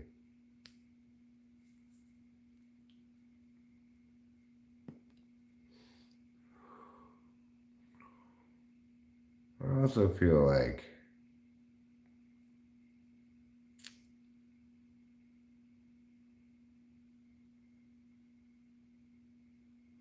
even if there was somebody out there who could like offer her, I'm talking about chicks, for instance, mom. I'm talking about chicks, okay? I'm not talking about people. Chicks means women you have a relationship with. Some of them short, some of them long. But chicks are people you put your penis in, okay?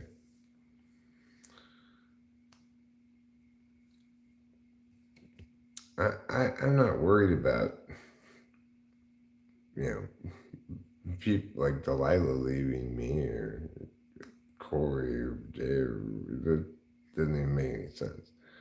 But relationships are different. You're either together or you're not, you know? There's no such thing as staying close after you break up. It just does not happen. Should not happen. Is insanity wrapped in craziness, wrapped in cuckoo, wrapped in uh.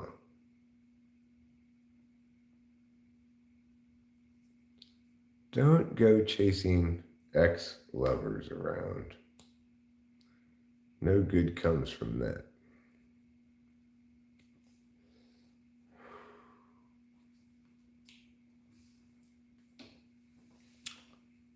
Rachel's wonderful. She's very nice to me. How awkward was I when I was socializing when I was younger? Uh, mm, Sometimes very awkward. Uh, you know, my FE was, it's still to some extent high risk, high reward, you know.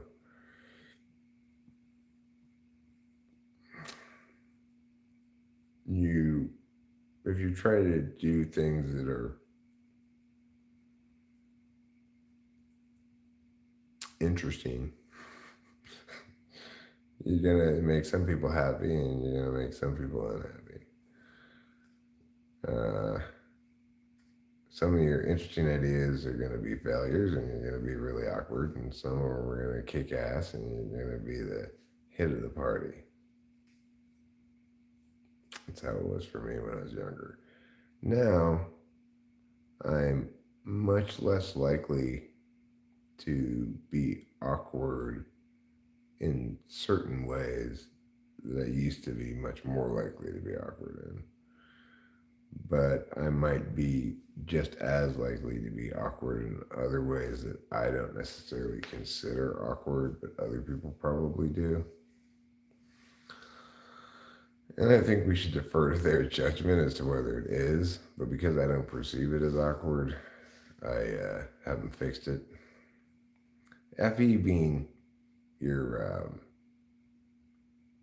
your project manager, your periodic check-in, give you a thumbs up or thumbs down. My FE, if if I'm not perceiving something that's actually awkward as awkward, my FE is not gonna give me a thumbs down on it. It's gonna be like, oh, you're fine, you know.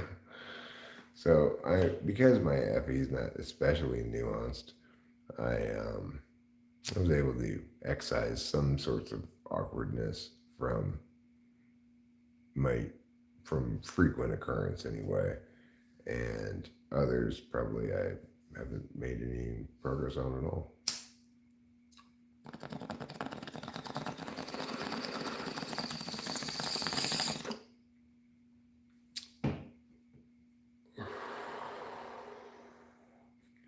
Like in person, I am a pretty polite conversationalist usually. I give the other person plenty of time to talk. I'm a good listener. I don't monopolize the airspace. And I probably did that a lot more when I was younger. Did you ever feel like a very tall, colorful giraffe in a world filled with shorter penguins wearing only black and white tuxedos? I never really felt very tall. I understood intellectually that I was tall, but I didn't see it as relevant to anything except basketball, which I did like to play basketball. And so I understood that my height defined my role in a pickup basketball game. But besides that, I didn't think about height at all because everybody was shorter than me, and that was just all there was to it. It just never occurred to me. It's like if there's some sort of negative connotations, like if you're a shorter man and you feel some sort of insecurity about that, or society's kind of giving you a raw deal because of that, or whatever, then height's going to be much more on your radar, right? For me, it really, it really didn't cross my mind much. Like, you know, I didn't I didn't find out that Rachel was 5'2" until like a couple of years after we started going out, when she asked me if I knew how tall she was. I said, no. How tall are you? She said 5'2". I said, oh, okay, cool. Why would I? It had never occurred to me to even ask her how tall she was. What difference does it make? Everybody's shorter than me. All the chicks are shorter than me. So I never even thought about it.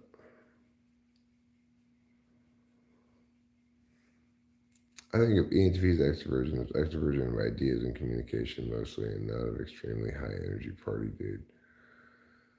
Well, the affect of an ENTP can be impacted a lot by their drug habits, alcohol habits. I think a fair number of ENTPs have some kind of a drinking problem. Um, Not all of them, obviously. Uh, and NTPs in general tend to like drugs.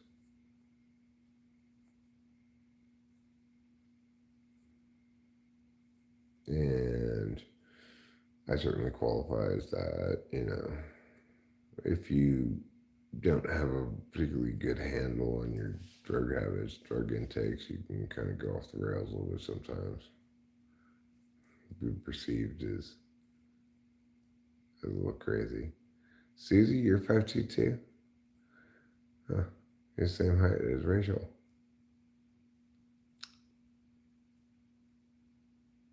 I guess that means Abraham must be 6'5", 6'4.5". Mystic werewolf. There is nothing more mystical than a mystic werewolf, because just being a werewolf already is mystical.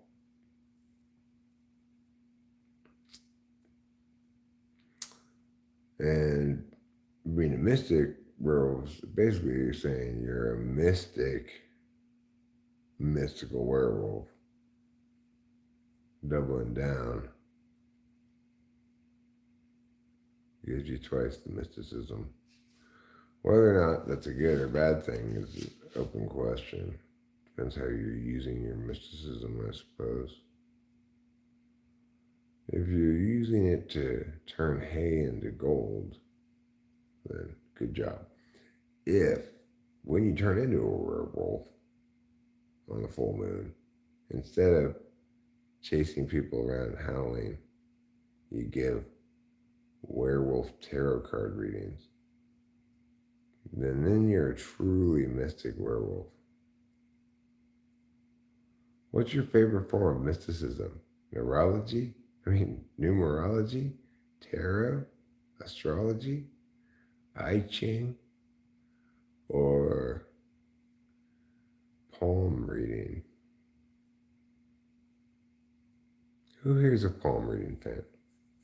Don't be shy. We all love palm reading. Here's the problem with palm reading. The problem with palm reading is it's such a short book. I mean, you read your palm one time, maybe then you go, hey, I like that. I'm going to read the sequel, my other poem. But when you're done, the author writes no further entries in the series, and you just feel sad.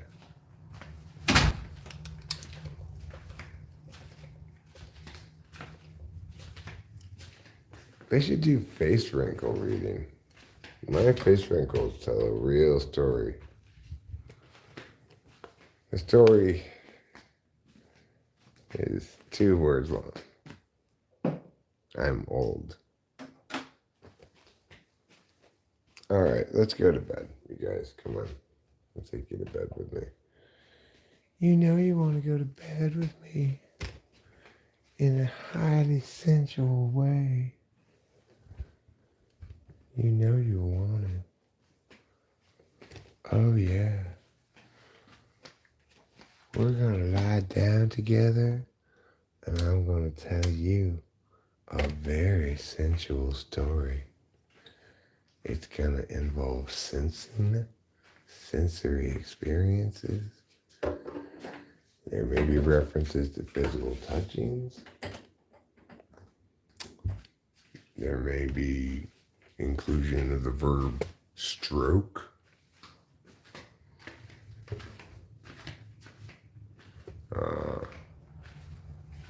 Potentially petting. In what context, we're not sure yet. But I'm going to do something extra special tonight for you, because you guys deserve it. You guys have been a wonderful, wonderful, wonderful, wonderful, wonderful, wonderful, wonderful viewership. And what I'm going to do for you tonight is make everything very special. I'll be right back.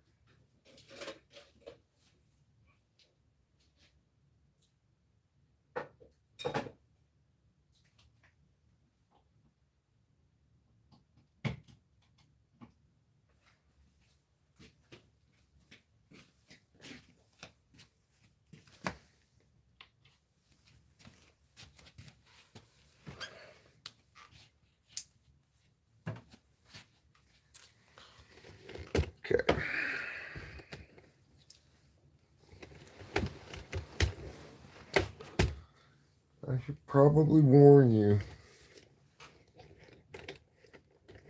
Tonight's story has a spookiness quotient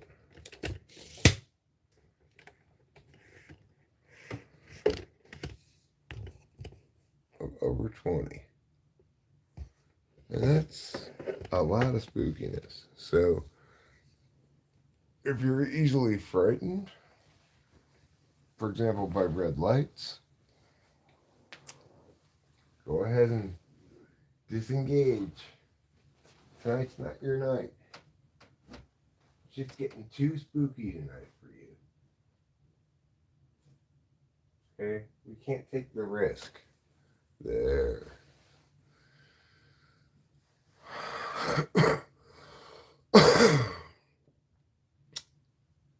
It was, of course,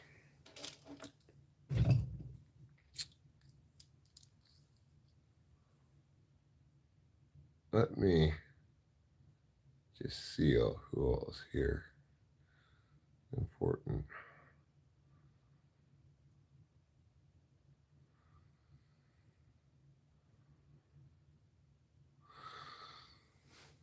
It was a late November evening, a rainy evening in Italy at JVZ's house. He lived in a little villa in a village some 200 miles north of Rome. His family owned a vineyard and some goats. They made goat cheese, but nobody bought it because they weren't good at making goat cheese. Nevertheless, their wine sold well, and JVZ prospered in his Italian villa. But on this evening, he sat watching the rain through the old cracked window from the turret in the castle-like back building of the estate.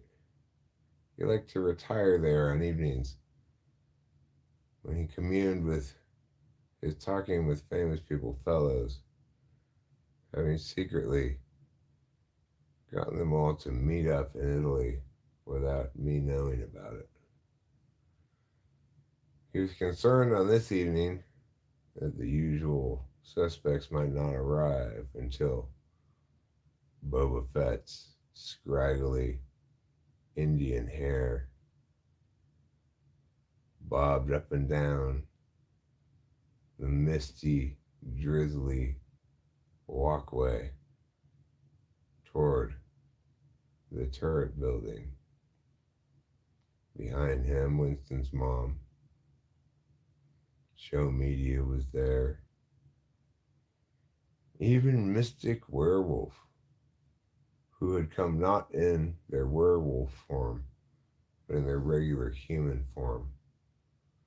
Gradually, one by one, they all shuffled in. At the top of the tower, JVZ heard the creaky old door open, creak, and somebody come in and stomp off their wet boots and set their umbrella in the bucket beside the door that had been left there for that purpose.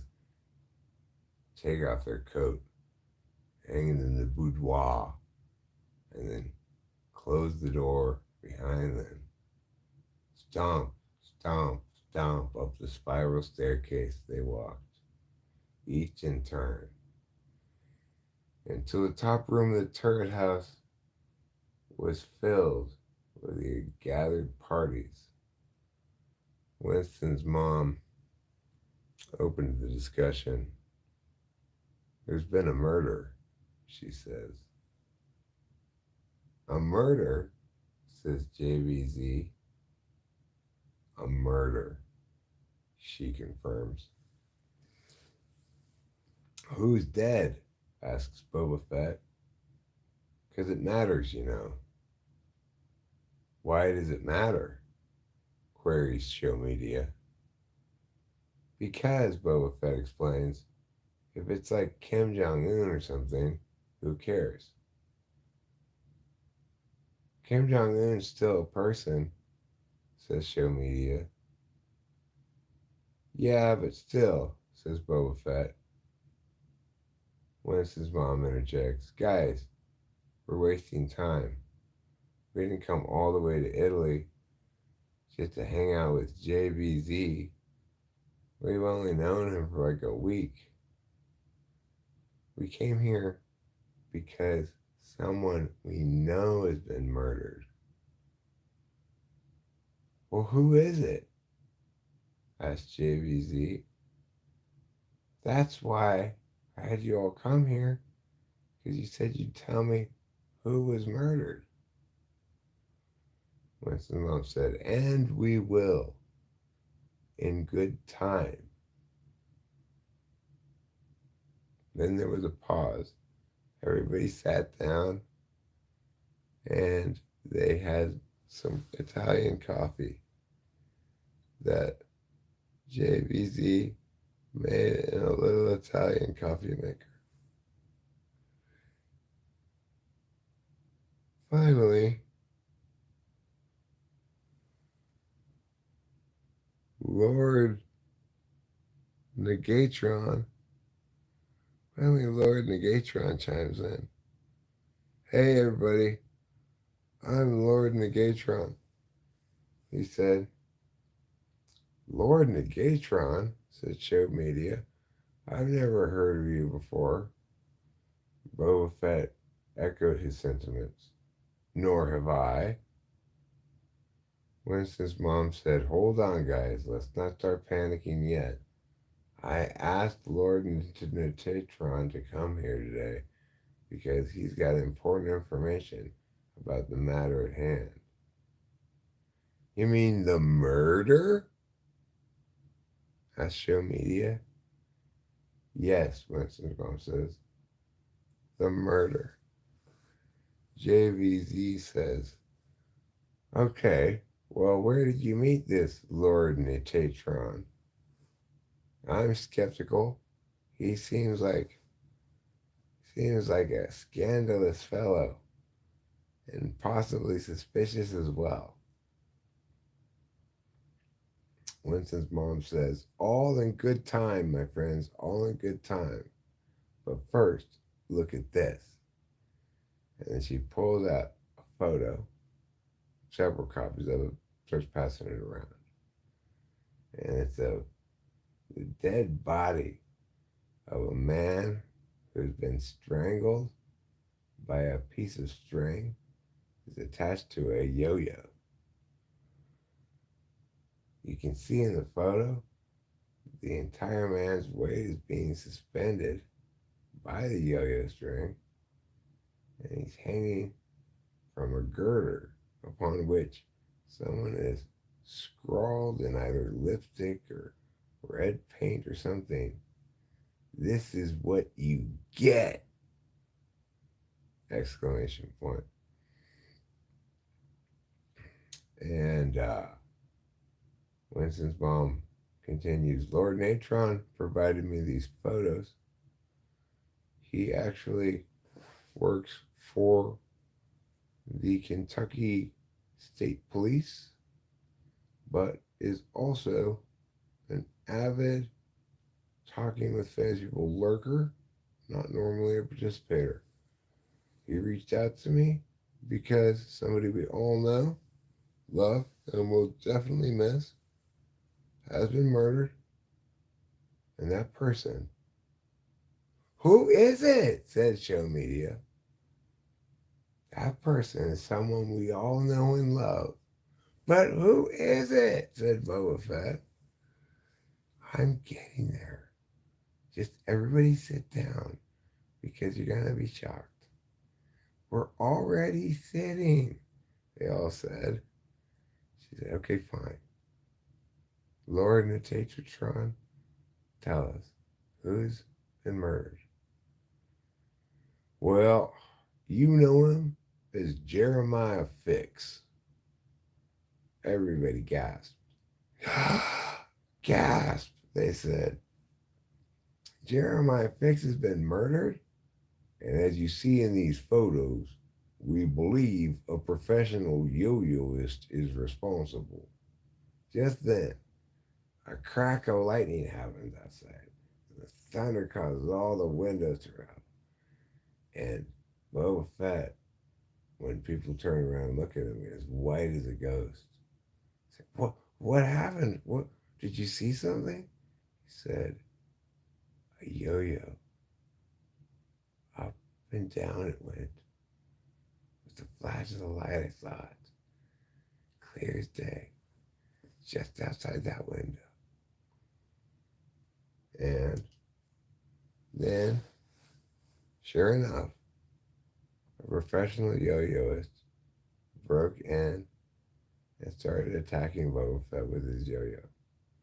But he was outnumbered by these simple people, plus JVZ knows Italian karate. So before the yo-yoist could do more than partially blind Boba Fett, um, they subdued the assailant, and that's the story of the famous case of the American yo-yo killer who traveled to Italy and attempted a mass yo-yo murder before being caught. The sad part is Jeremiah Fix was killed, but the good news is Boba Fett was only partially blinded. The end. So I hope you enjoyed that story. And now I am going to go to bed. Good night, everybody. I love you. Thank you for being here.